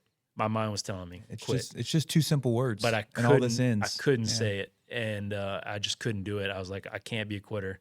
That's a long drive back to Lafayette, a quitter. Worst case scenario, I'll just fail out. And that I'd resigned myself to that. I remember you telling me that. I'd you had resigned myself to the fact that like I'm not gonna make it out of day 2. Like I can't physically continue. And somehow like the couple of the instructors had come and jumped in my ass and got me fired up, and like, Lafayette, you can't quit. You have to get it done. You can't quit. Keep working. And is that what they mostly called you? That's Lafayette? They called me Lafayette. Yeah. So by some miracle, was able to finish the morning of day 2, finish my evolutions. Without giving away the evolution, was that the dummy evolution? Was day 2 the dummy? That was day 2 afternoon. Okay, got it. So day 2 afternoon was by far the hardest. Okay. And so by some miracle finish, day 2 morning, go into day 2 afternoon, tired, beat down. You called me excited. I just real quick. You called me not excited. I could hear in your voice on Monday that you were beat down. Day 2 was a different. Like day 2 was a somber. Yeah. It was a somber Josh Bourque. Yeah. It was not the same dude. You were alive, but man, it wasn't the same dude. I was in a tough spot. Yeah. But anyway, you go to day 3. So go to day 2 afternoon, and there was one evolution, and without giving anything away, there's a maze evolution, and you have to go get a down firefighter. And we did that evolution 3 times, and I had to dig deep into myself. And there was a couple times where I had to say, Josh, you got to have some heart right now, and because that was by far the most difficult evolution, and just told myself, hey, you got to have heart. That's all there is to it. So. Got that done, moved on. I had one of my partners quit, and so I was the only one left on the drill ground. So I'm it's around 7:30. I would say. Hang tight, Tyler. You got something? Yeah. What was your mentality like coming out of that break at lunch, knowing how hard that first half of the day was, going into the second half? My mentality was just survive, honestly. That's where I was at mentally, is like, dude, you just got to survive. Like before I broke for lunch, I was at the point where they could see me spiral in the drain, that I was about to, that it was close to quitting. And they could see that, and they could see that I think that they could see that I had what it took to finish, that I needed a fire. I needed a fire again. And they got in my butt and got me going again. But get to day 2 after lunch, and I'm just trying to survive, man. Honestly, that's really what it is. My body's tired. My mind is worn down. I'm just trying to survive. And I remember, like I said, that evolution with the maze, we did that one 3 times. And on the 3rd attempt, I don't know, something happened. The guys were in there watching with the thermals, and they said something happened to you where you just grabbed that down firefighter and you started pulling. And I don't know what happened. You told me pulling. that you started pulling, and that you'd left your part, like you didn't even know where he was at. I didn't leave him, but I knew where he was. I was like, I need to get this dummy out right now. If he's gonna push or not, it doesn't make a difference. I have to. He's go, coming man. out. He's coming out right now, and somehow got it done. Like pulled him around a couple of the obstacles, and I actually got to a point where I thought I was going to the exit, got turned around, and then figured it out and pulled him out. And there's a video, and if you ask me, I'll show it to you. But where we're pulling him out, he's coming out of the door, and you can see the exhaustion. Like I come out of the door, and I'm on my knees, and they're hollering at you, get up, and I'm just smoked. Yeah, I'm not a video editing expert, but if you get it to me, maybe we'll put it somewhere in here. So that's just what they that's what it's there to do, and I'm by far a better firefighter because of it. But yeah, what I experienced on day 2 was unlike anything I've ever experienced in my life. And so we get through that pretty difficult evolution. I got 2 left to finish the day. One is a fire, and one is the axe chops. So you have to complete 150 axe chops, and you have to stick the axe in the log at the end to be complete. So finish the fire, going to the axe chops. That's close to 9 o'clock. And I'm telling you, dude, those 150, that was hard. I did 3 sets of 50. So I did a set of 50 on one side, switched, set of 50, last set of 50. And man, I was tired. I was smoked. I'll hit the tire in gear, like 20 on one side, 20 on the other, and that doesn't feel fun. So to know that I got to do another 110 at the end of a 10-hour day of getting abused, those are probably, oh, by the way, you got to swing it hard enough to where wood needs to fly or it doesn't count. It doesn't sound enjoyable. No, it's not. And I was just in that mental space, just keep finishing. A lot was in the back of my mind, you know, thinking about Alex, thinking about that was what we were, when you hit your hardest times. I'd actually asked you that on the paper, which was, you know, what in the hardest, because there were several moments where you wanted to quit. You told me there was several times where you were not, you either wanted to quit or you had resigned yourself to, I'm just going to fail out and go home. And, you know, what was mostly going through your mind? Was it Alex? Were you too tired to even, because that's what, for me, when I get exhausted in a gear workout, I am literally too tired to even like think about a whole lot. So I would probably go blank. But what was it, a recurring theme? Were you coming back to something, or was it kind of sporadic? Yeah, it was a little bit of everything. I was thinking about Alex. I was thinking about just my whole journey to that point. Like, am I who I say I am? I was thinking about that drive back to Mississippi if I don't finish, back home from Mississippi. I was like, that's gonna be a long 3 hours if I quit or if I don't finish, and I'm gonna have a lot of regret. So I thought about that. It was a lot going through. It was a lot going through my brain, and just kept telling myself that was a recurring theme to me. Is it's time for heart. Like, you need to have heart right now. You know, you did the work. Your body is prepared. You know, I was hurting. I was having some pains. Like, my body was exhausted, but I need to have some heart right now. And that's what I kept recurring back to is I need heart. I need heart. Like, finish. You can do it. And that was recurring over and over. You kept coming back to that same, I don't know, a mantra, if you will. You got to have heart, man. You got to have heart. It's because that's, you know, at the end of the day, like you can be a physical specimen, but if you don't have heart, if you don't have your why, you're not going to endure that suffering. You know what I'm saying? Like if you're completely in shape to where you can crush that program, but if you don't know why you're doing it, you're going to quit and you're not going to complete it because, you know, no one wants to endure that amount of suffering and that amount of exhaustion for that long. Right. That's what I kept recurring to is you need to have heart right now. That helped. So you got day 3. Are we on day 3? So at the end of we went for, like I said, day 1, we started with 25, ended 11. Yep. We go into day 2 with 11, we end up with 5. So there's a 2-man team. 6 more drop. Yep. Yeah, there's a 2-man team, and then there's the other 2-man team, the 2 guys that I finished with, and then me.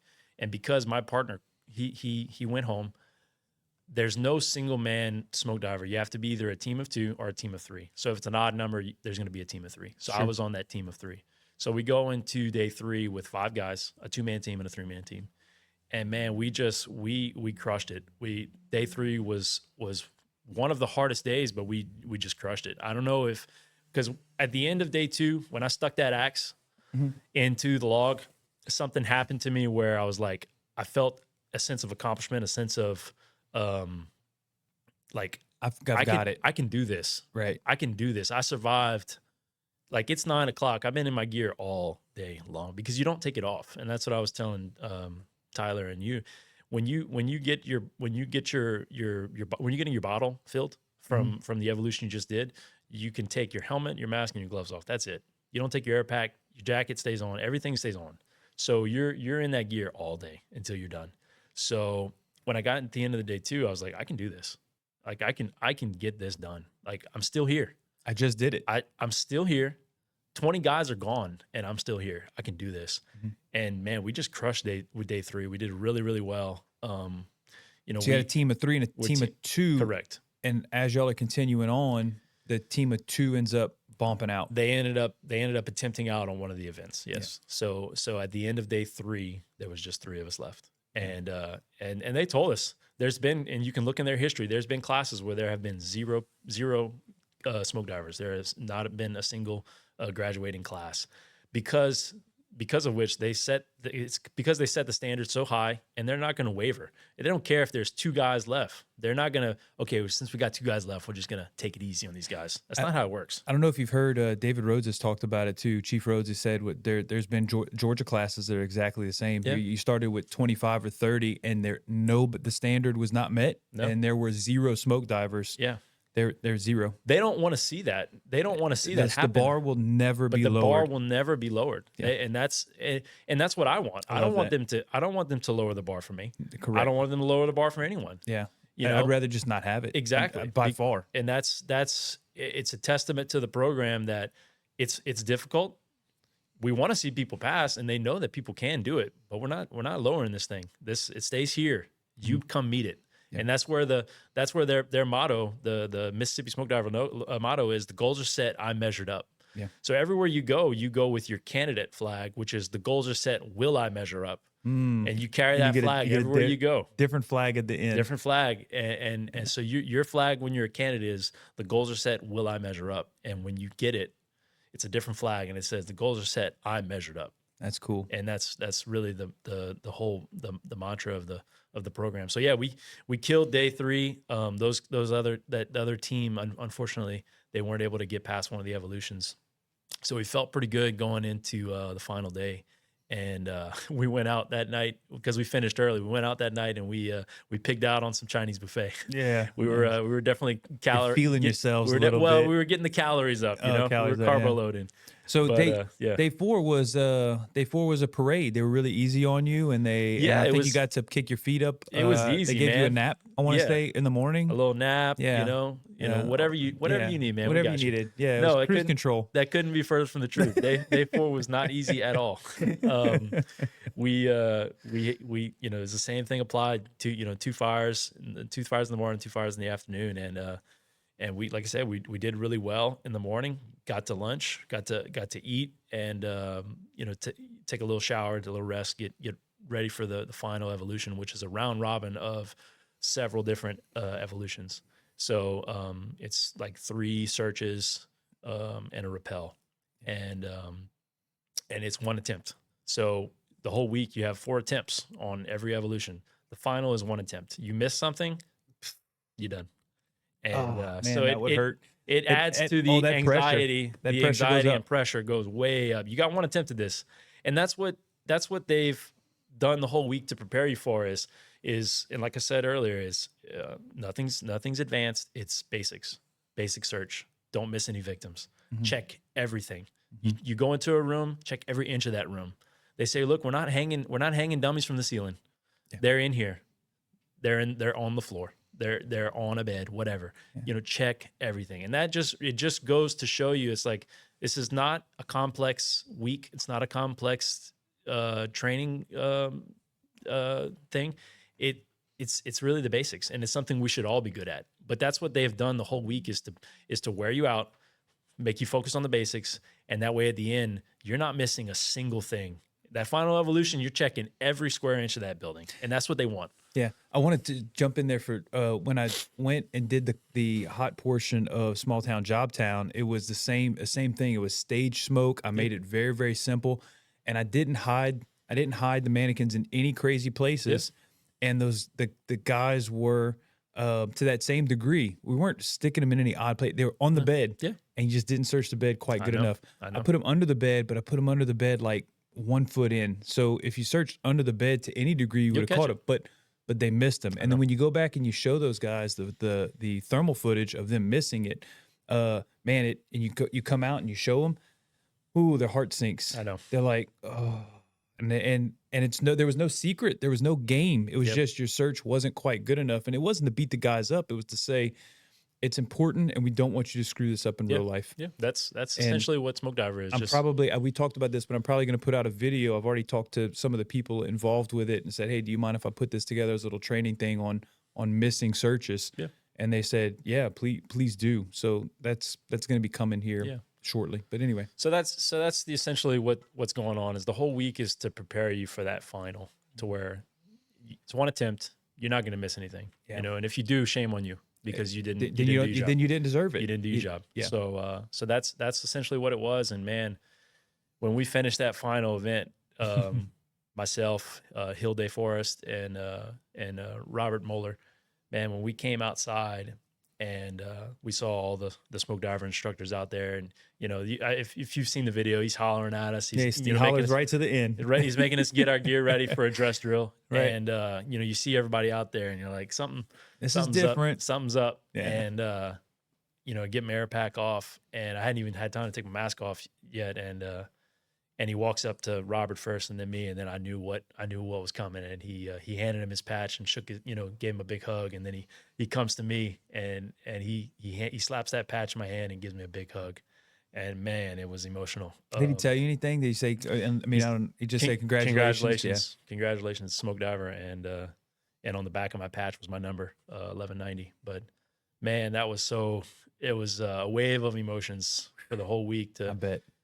I cried. I really did. It was a lot that culminated into that one moment. And man, to have him slap that patch in my hand, and you know, with the guys that were beside me, I couldn't have done it without them. Trey and Hilde, man, it was a big moment for us. So we got a round of applause, and you know, we got to go get out of our gear, and then the real ceremony where so when it comes to Mississippi smoke diver, only the smoke divers are allowed to step foot on the grass. And at the end of the evolution, there's a ceremony. But when we were jogging down the hill for our final evolution, they have the bell set up in the grass. Mm-hmm. It's there. Yeah. We still had our evolution to complete, but you see it. It's there. Yeah. So it's like, are you going to get it done? Yeah. Do you want to be over here? Come ring this thing. And it's sitting out there in the grass. But yeah, so Mississippi smoke diver, only the smoke divers are allowed to step foot on the grass. So as a candidate, anyone there that is not a smoke diver is not allowed on the grass. That's their part of their tradition.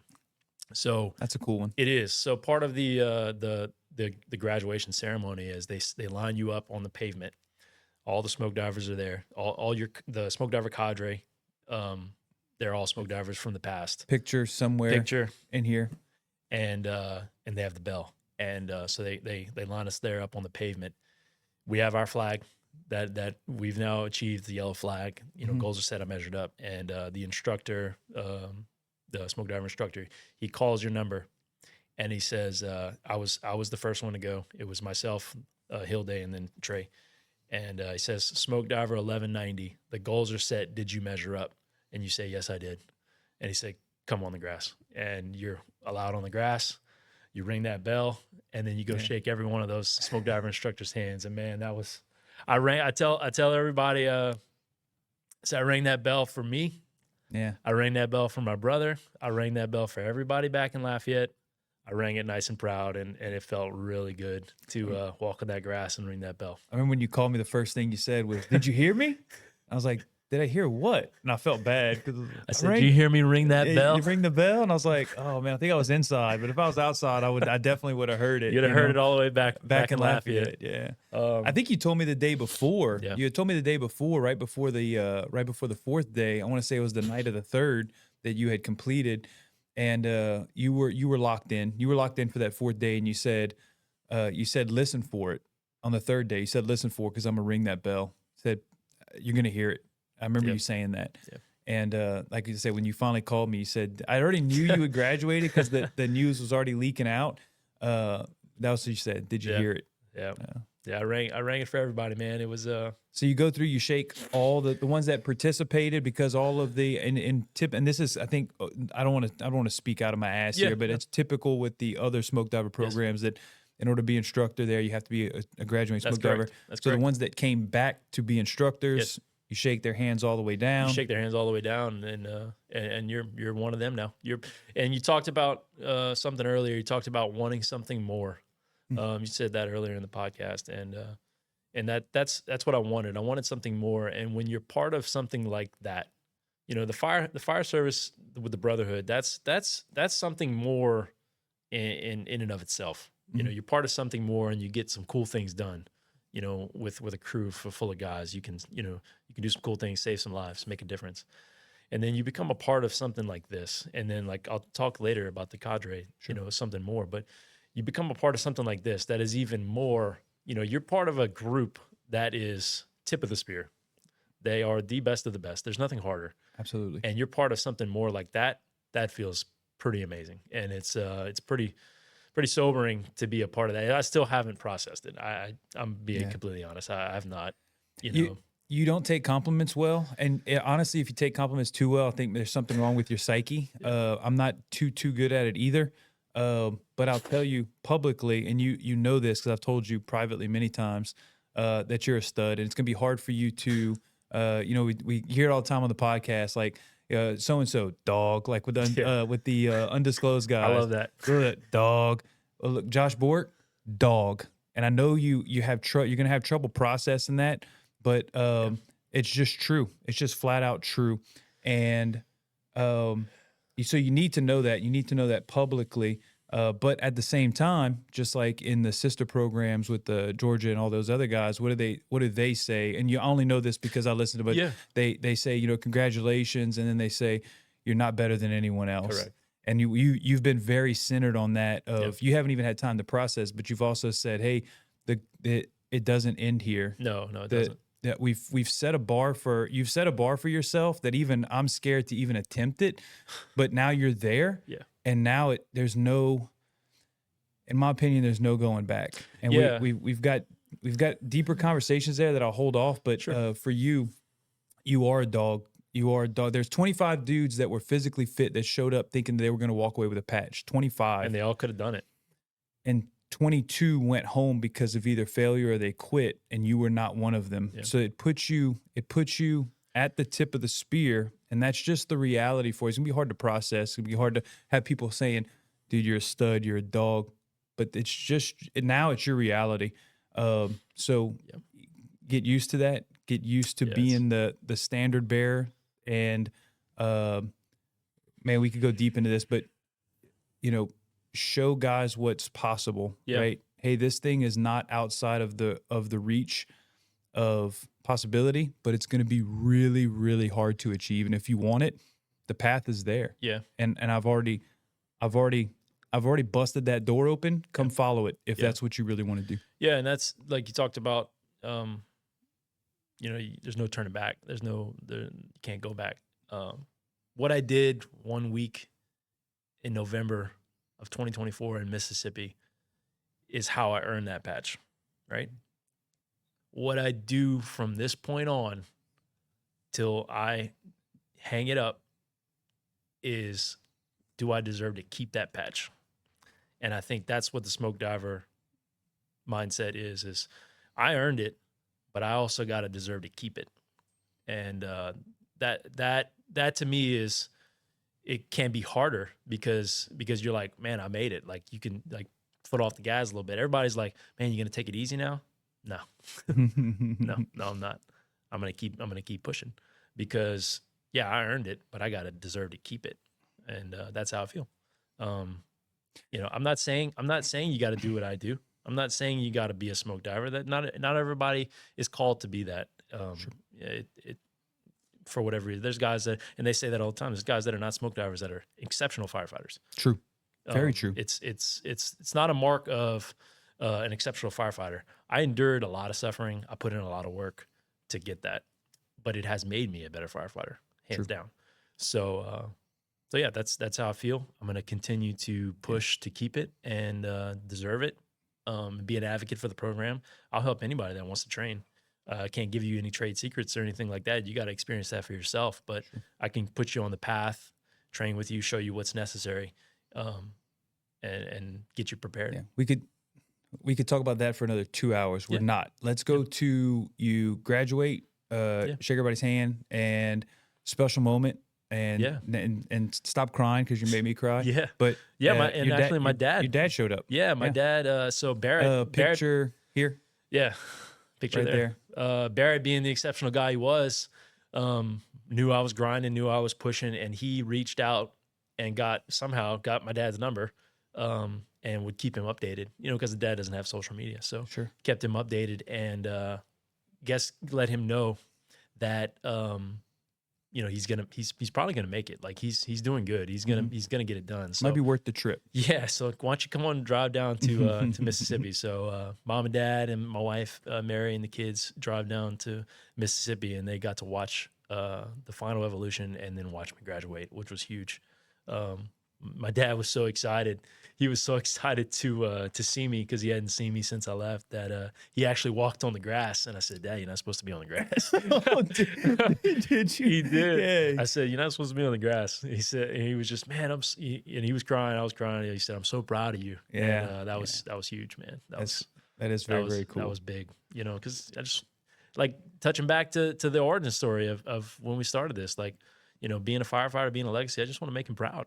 Yeah. And, to hear those words, and I know he's proud of me. He's proud. Yeah, I know he's proud of me. That's the thing. I know your dad well enough. I know you well enough. He's proud of you no matter what. No matter what, you would've done. he'd be proud of me if I didn't complete it. He'd be proud that I attempted it. Yep. And but to hear those words, to be successful, and man, he was so proud of me, and that was a huge moment for me. Can't really describe how you feel with something like that. So yeah. All right. I'm pulling back to the notes. We are at 2 hours. We're going to continue. One of the things. Hopefully, I'm not boring everyone. No. Look, if honestly, if they're bored, this podcast isn't for them at all. We've talked about most of it already. Oh, go ahead. Yeah, cut in right here. Please ask away. ask a question. That's what we're here for. From the live audience. One thing. Yeah. All right. So with all the energy and output that you went through during that week, what was like hydration protocol to keep you going? That's a good one. Like, cause I know you weren't just grinding all day. Like you had to take, hydration breaks. So like, is there a certain supplement, certain food that just kind of, that's a great question from Seth. So when like I was saying, whenever you're in rehab, getting your bottle filled, you can take your helmet, your mask, and your gloves off. So when you're in rehab, you can water up, hydrate up. You can even eat if you want to, but everything has to be staged down at your rehab area. So what I would do is I drink as much water as I could. The hydration supplement I was taking 2. And shout out G1M. They come up all the time. G1M. I was taking the That's carb, what it is. The carbs is G1M. It's called G1M. Yeah. So, Nick Bear. Feel free to sponsor us, Nick Bear. BP and subs. There we go. BP and subs. So I was taking that, the salted watermelon. So that's what I was taking, and then I was also taking a hydration supplement called Serviam. It's a hydration supplement. You mix it with water. It's high in sodium, potassium, and magnesium, and that sucker kept me going. So I would do those things. So as much water as I could go. Those 2 supplements, and then I got those gel packs of like carbs, and I'd smoke one of those, and man, like. Energy and hydration is big. Like if you don't take care of your body, because I don't have any like fat reserves or anything. Like I'm pretty lean, so like you can really do some damage to your body if you're not fueling it properly. So fueling your body properly through a program like that could not be more important.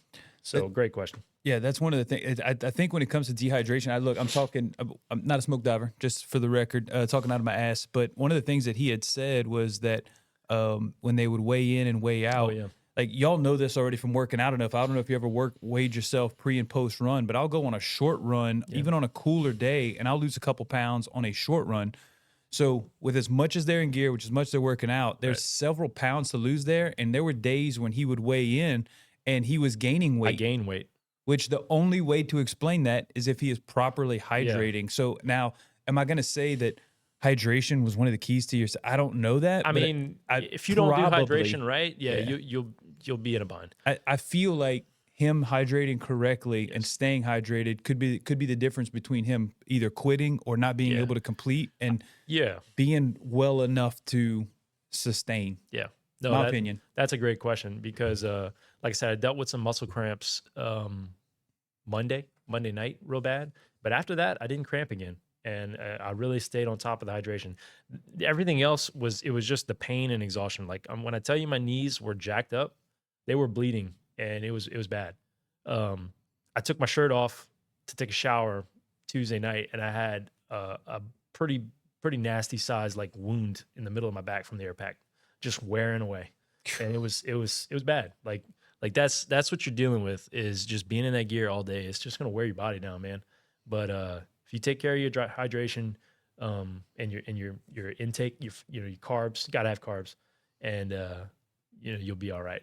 So On the hydration, on the at least nutrition the side, you'll be hydration all right. side. Mentally, you might be in Yeah. shambles, Yeah. but No, your mentally, hydration will be mentally okay. you're gonna have to fight. You're gonna have to fight those demons on your own, and that's what the program is a testament to, is pushing yourself to the limit.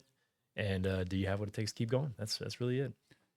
All right, so we've been on Smoke Diver for probably about 45 minutes or so, good chunk, which I wanted. I think we covered it pretty good. I got a couple of things here. I think we'll go into the Cadre real let's talk quick. about the Cadre. We'll highlight it. It's not something we've talked about publicly. Yeah. Even privately, there hasn't been a whole lot of discussion on it.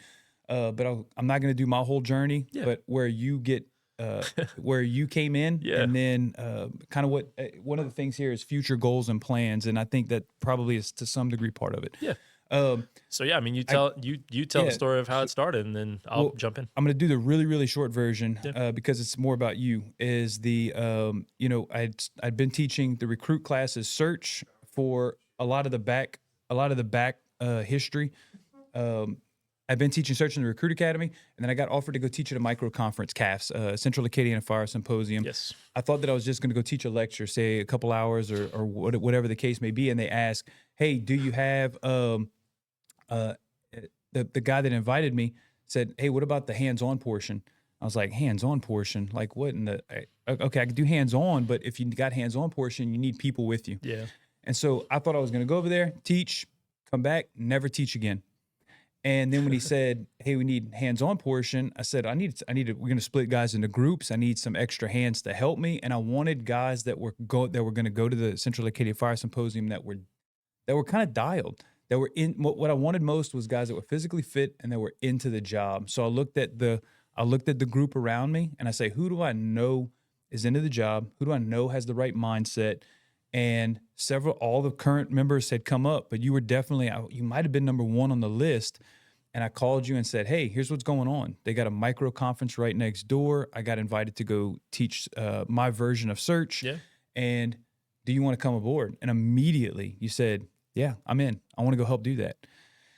Well, from that, so I grab all my other guys, right? I grab Zach and Cole and Alex, and I bring them all in. All good guys. I love all of them. Yeah. And we're having a conversation. You call me one day and you say, "Hey, when we go teach at this, micro conference, we need shirts." And I was like, "Josh, I don't have a company name. I don't have a logo." I said, "I got to go develop all that. That's a lot." I said, "That's a lot. And to produce shirts is going to cost money. To go teach at one spot and then come back and never teach again." I argued with you about how difficult that process would be. And at the end of it, I remember, you don't quite remember it, but I remember you were like, "Yeah, man, but I think we need shirts." Like you just weren't taking no for an answer. And it's almost like Alex needing a hat, Yeah. like, "Hey, I'm not a hat manufacturer, but a hat would be cool. Hey, man, I got your hat. Don't worry about it." So I said, "You know what?" It took a little bit of convincing, but I said, "You know what? Let's go in. Let's go in." So I created a company, and I told you guys through text, and you know this already, but it hadn't really let it out too much publicly, is that I said, "You know what? Best case scenario, right? If we hit the moon, we're all going to FDIC, right? We're going to go teach at FDIC. We're going to be on the main stage. The big show." And I said, that would be the best case scenario, right? Top of the world. I said, but worst case, the absolute worst case for this cadre is that we go teach at CAFS and then we never teach anywhere else again, but we survive within the Lafayette Fire Department, or we survive within whatever department, because Alex is part of St. George, Sure. and we survive here. And the mission of the cadre at the lowest level, at the core level, is that I want a group of guys that are going to show anybody, but especially the next generation. That's the focus, the next generation of firemen. But anybody that'll listen, how to do the job right, how to keep an open mind, how to learn, to teach, to stay physically fit. And that would be the core mission. And So we started to form up some things, and I have to give a shout out.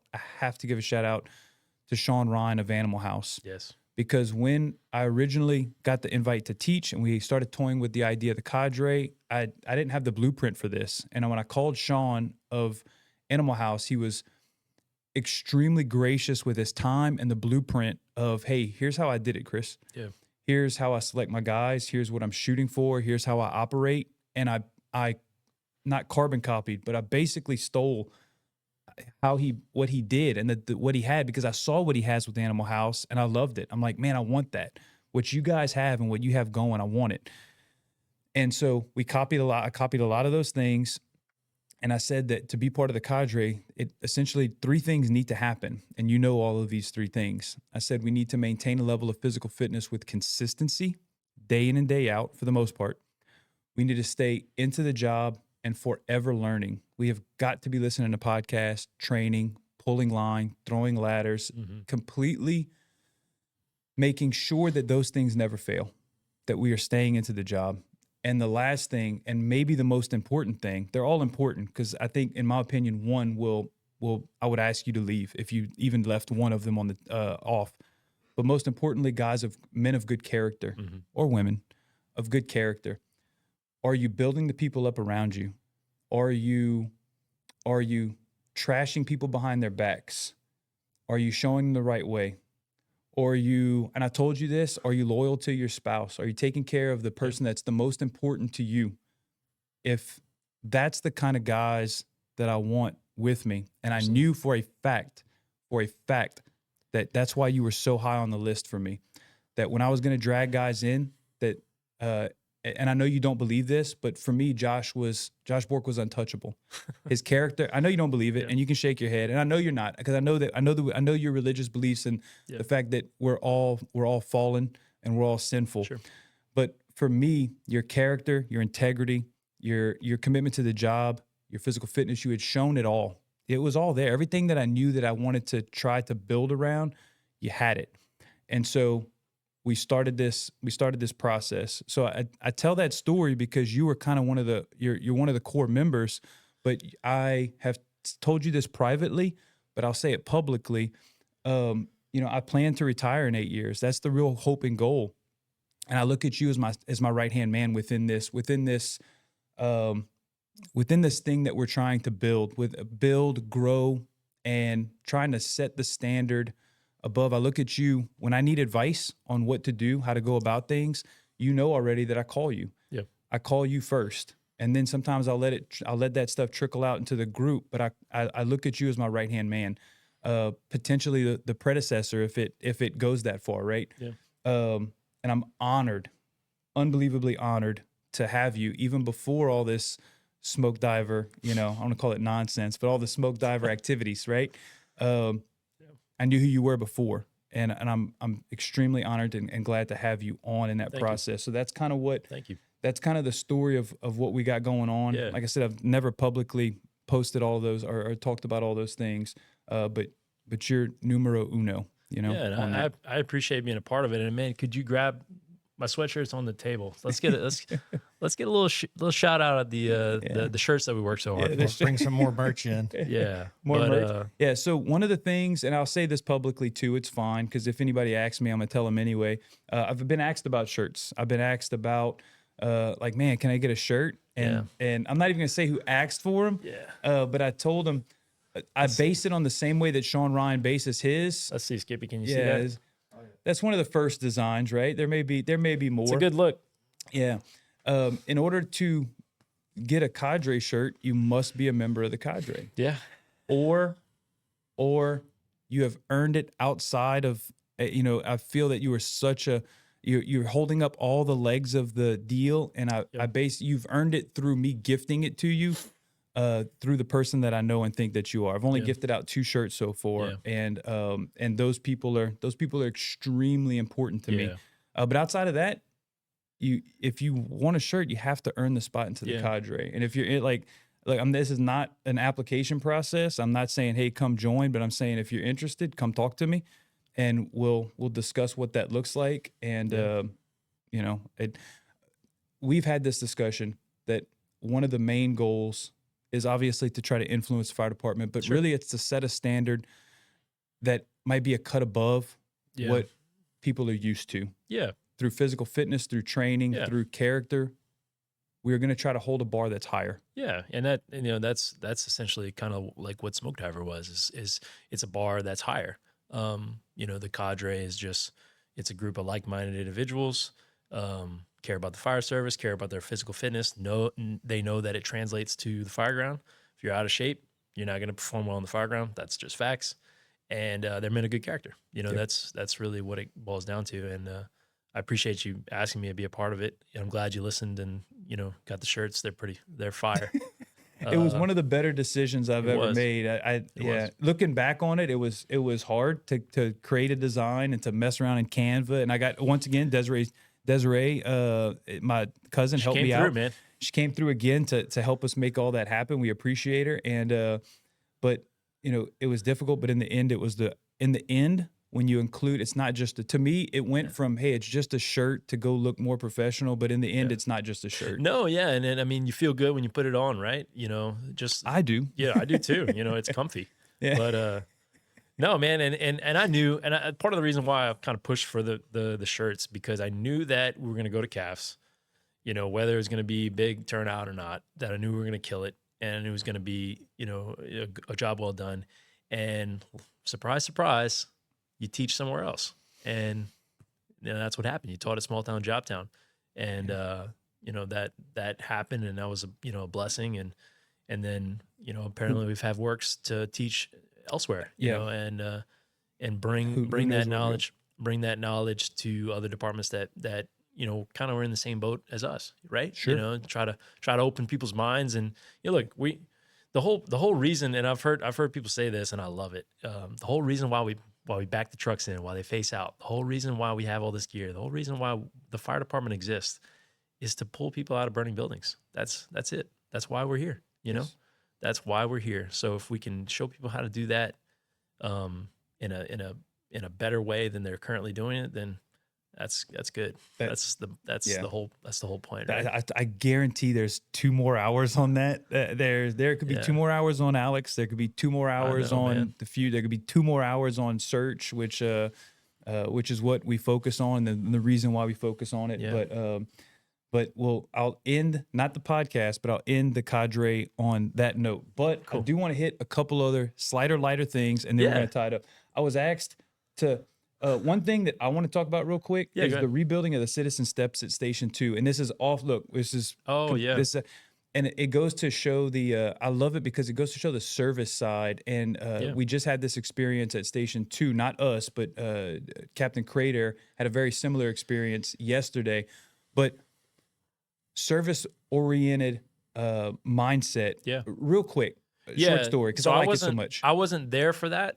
But I know what happened. So they ran a call at a residence. Want to say it was a medical call. Yeah. Lady's steps were shot, man. Like they were so bad and rotten to where they couldn't even step on them. Mm-hmm. So I guess collective effort. The captain, Josh Guillory, Alex Treadway. Yeah. They're like, man. I don't want to leave anybody out. There were more people involved, but essentially those guys, they were like, man, let's fix this. Let's make this right. So they go to the store, go to the hardware store, buy wood, buy stuff, and they build her a set of steps and they bring it back and set it up for her so that she could have a working set of steps. And that's the caliber of the guys that, work for the Lafayette Fire Department, that they care. They go above and beyond just responding to your incident. Yeah. They're gonna take care of you to the best of their ability. Sure. And that's what they did, and that's what service, being a public servant is that. And I thought you were a part of that. That's why I brought the story. I wasn't, up. but on the same vein, yesterday, Captain Cadre went to install smoke detectors, and it was fixing to get cold, 30 some odd degrees this morning, and he noticed that the lady that they installed smoke detectors for had inside of a box one of those like fake wood heater things that wasn't put together yet. Now it was probably 60 degrees midday yesterday, a little warmer, but it was going to get cold. Yeah. And either he brought it up or she brought it up, but Lowe's was supposed to come and put it together, and they didn't. So he told his crew, hey, we're going to put it together for you. Not part of his job. That's it, man. 2 hours later, He goes, man, Chris, I thought it was going to be like a quick, easy job. He goes, there were 4 boxes inside of the big box, and inside of those 4 boxes were 1,000 bolts and pieces. Oh my gosh. And he goes, it was more. He goes, it was longer than I thought. But once again, that looking for opportunities to serve. And Yeah. I'm not the best about that. I preach it, but it's like sometimes I get tunnel vision and blinders. But to open up that view and have that service oriented heart, that is such a cool thing to me. Well, I think that's what makes the fire department cool is, we're there for the public when they need us for their emergencies, right? But anytime we can, when it's in our capacity to make a difference and paint the fire department in a good light, why not? Like if it's not going to take too much time, if it's not going to take too much resources or whatever, if it's not going to pull us from our original priority, which is responding to emergencies, then do it, because it paints the fire department in a great light. I guarantee you, the lady that the guys built the steps for, whoever they built that fire place thing for, they are going to forever look at the fire department and be like, man, they took care of me, man. They didn't have to do that. They did not have to do that, but they took care of me. And that's a win. Yeah. That's a win. The other thing was Josh Gilliard asked me to ask about a car fire at Dollar General. I do not know. That is a funny story, man. Okay. We'll hit that one, and then we'll wrap the questions up. Okay, that's a great story. So we're all at the firehouse. Josh, me, I'm Josh's driver, and Alex and Treadway. So we're on an old piece of crap spare. How dare you, sir? Piece of crap spare. This truck. All of our trucks are wonderful and great. No, so this one was old. This one might have been older than me. Yeah. But so was it old 3A? It was old 3A. Yeah, there we go. How did I know that? Yeah. So if you know 3A, or those of you who don't, drove it several times. Sure. The engine was in the middle, and the doghouse was so big that where you couldn't see the firefighter on the other side. Yeah, the gap's about yay big. Sure. Small. So we get the call. I'm in the bedroom, and the phone rings. So that was the first sign that something's off. So the phone rings, Captain answers the phone, and he's like, dude, the Dollar General or the Family Dollar's on fire. Like, gotta go. So I wake up and I'm like, Family Dollar's on fire. The tones didn't go off. It's not a structure fire. But he's like, no, we gotta go. It's a fire. So I go down, stumble down the stairs, get in the truck. I know where we're going. So we leave. So I'm driving this old piece of crap truck. We get to the intersection, and I look, and I can see smoke. And I was like, holy shit, he's right. It's on fire. So I yelled back and said, yeah, it's got smoke showing. So we get there, on the truck, and get closer. And I'm like, you can see fire up against the building. Well, come to find out, it was a car fire up next to the building. So he heard fire next to the Dollar General. He thought the Dollar General was on fire. Right. So I'm all messed up because I'm like, it's not, didn't go over the tones. It's not a structure fire. So get there, it's a car. So we're like, it's a freaking car fire. Yeah. So everybody's Boo. yeah, woo. So everybody's excitement comes down. Sure. So we're like, we're just gonna pull inch 3/4 and put this sucker out. So right. So on that truck, we're gonna pull one of the cross lays, but Alex, because he couldn't see on the other side of the truck, was gonna pull one off the back. So the one off the back was the little tray was tight. So it was a mess. So Treadway's on the side. He's about to pull the inch 3/4 on the side. Alex is on the back trying to pull that inch 3/4. It's stuck. He pulls. It lets go. He goes flying. Go blink, blink. This bottle goes flying. Treadway's yelling. So we finally get a line stretched on this building. It's like the clown show. You got these firefighters like, what is going on? So we finally get a line stretched on this fire, and Treadway's putting it out. So I come up to him and I tap him on. He's aggravated, right? Because we look like we're stupid. So I tap him on the leg, and I was bringing him a Halligan. He's like, what, man? I said, it's a Halligan, dude. I said, I'm just bringing it to you, man. Like, screw you, dude. So everybody's all aggravated because it wasn't a structure fire. It's a car fire, and it's complete chaos. Treadway is a wonderful man, but man, when he gets mad, he was mad at me. Gets I was so like, I'm bringing you a Halligan, fast. dude. Yeah. Calm down. He gets so frustrated, and I can't take him seriously when he gets frustrated. He gets so mad, but I laugh. That's that story. It was clown show. Oh, it was clown show. All right, not our finest moment. So we'll finish it off with the last 2 questions that you already know we ask everybody. Yeah. Well, not everybody. Depends on the situation. Okay. And you already know them, but it's mentors. Ask them anyways. Yeah, ask them anyways. It's the mentor or mentors that you believe that you've had in your career. And also, although you've had a reasonably short career, if you were to go back and talk to rookie Josh Bourque again, what advice would you give? So we'll start with mentors, and then Yeah. you can go to the advice that you would give yourself. Yeah, man. Mentors for sure. My dad, Easy. number one. Yeah, Great. easy He answer. taught me everything. He taught me everything what it meant to be a man and what it meant to be a good man. Respected him so much. So he's a big mentor of mine. The two drivers that I really looked up to, Mike Bernard, and Tommy Heidbrink, they showed me how to drive a truck, man. And I've been driving a truck for, like I said, 8 years. And I watched them drive Engine 2, and they made it look easy. They would whip that truck around traffic and just made it look easy. They knew the district well, so they showed me how to drive, and taught me how to be a good driver. So two good mentors there, and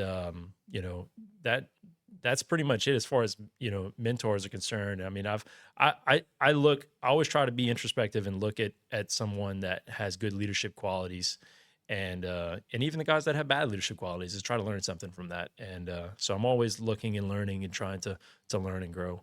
But for sure, those guys. Yeah, your dad's an easy answer. I mean, he was. You tee that one up. He was a hell of a T-ball fighter. level. I remember being a kid, and he'd come home, after work, working, and he'd have a job, and he'd bring his gear home, I guess, to clean it or whatever, and just smelled the fire, and I was like, that is cool as shit. That's you cool. know, just like Looking that up is. to him. Oh man, it was awesome. So yeah, probably those guys for sure. Okay. And All right. So, advice to give my rookie yeah, self. if you had to go back and do it again. I wouldn't do anything different because it all got me to where I am now, So Okay. I wouldn't do anything different, but what I would tell myself is don't be ashamed of loving the job. Sometimes you catch a bad rap for caring and loving. You're an overachiever. Tell me about it. Yeah. Sometimes you catch a bad rap for loving the job and overachieving, but the career goes fast, man. I can't believe that almost 12 years has gone by, but don't be ashamed to love it. Ask questions, learn, train, those things. Don't try to fit in with everyone else. It's okay to be different. It's okay to be different. Not everybody's going to like you. That's okay. Very true. That's what I would tell myself. So.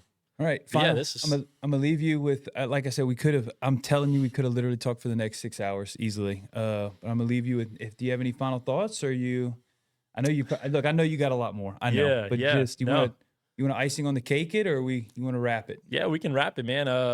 I listened to a podcast the other day, and I know I sent you that quote I really liked. I was listening to Force Recon Marine, Chad Robichaux, and he said one of their slogans are something that they would say, and I love this, and take it for what it's worth. But he said, "All it takes is all you got."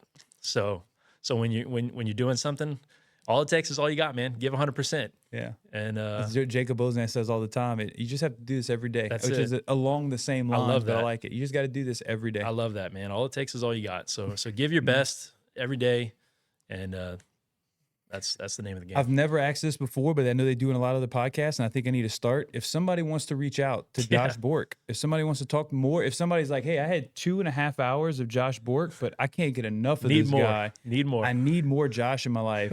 Do you want to have, how would people get a hold of you? I'm on Instagram, Josh Bourque. That's an inside joke for the people that don't know it. I never publicly told the story, and I never will. So As soon as we hang up this podcast, I'm going to ask you. Instagram? at Josh Bourque on Instagram. Okay. I'm on Facebook.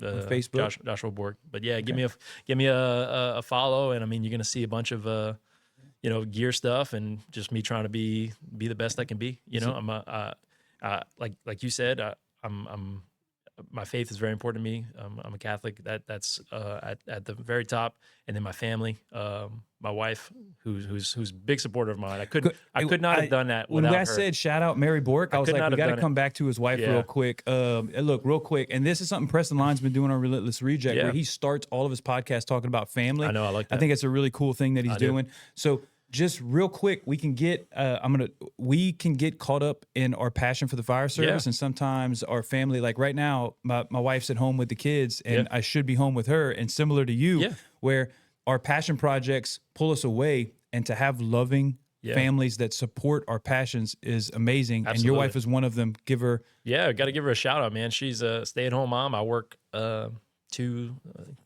guess it would be 3 jobs to make that happen.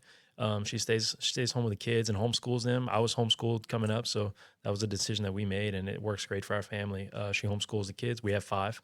We have 3 girls and 2 boys, and I love every single one of them. And I could not have done what I did, with the smoke diver had it not been for her. She supported me. She, believe it or not, feeding me was a full-time job because man, you're burning so many calories. I was eating like a crazy person. And so she was there for you. feeding me was a big deal. What a ride or die. I could not have done it without her. She supported me, and it meant a big deal to have her there, watch me graduate, to see all that hard work come to the end. But I saw the backdrop. I see guys like other guys within the fire stations that are rooting for you and supporting you. But Mary's your number 1 fan. Oh, and that's great. And we're each other's best friend. Yeah. And I think touching back to what you said is the fire department is such a awesome career. And it's such an awesome job that it's easy to get wrapped up into it and love it too much. Yep. But just remember that there's people that don't ride the truck, that don't get to have all the fun that we have. Mm-hmm. that need us, right? And at the end of the day, it is a job. It's a good job, but it's a job, and you have to put it in its place. Yep. For me, faith being most important, my family, and then my job. It is a way for me to provide for my family. It just happens to be the best way. and I mean, I get to have a blast doing it. But yeah, could not have done it without her, without the kids, and it meant a big deal to have them there supporting me. So awesome. So I think that's a perfect way to leave it. Yeah. Once again, if you got any questions for Josh, feel free to reach out to him. Thank you for joining. We know it was a long one. Yeah, it would be a long one, and we didn't care. We were just going to make it long anyway. We don't care. End it. Yeah, it's full sin. So, Riley, thank you. Skippy, thank you for being here to help us out on the audio. And Josh, we appreciate you joining us. Yeah, thanks for having me, man. And that's going to conclude the next episode of the Dragons Den podcast. We appreciate you guys. Thanks for watching. Listening.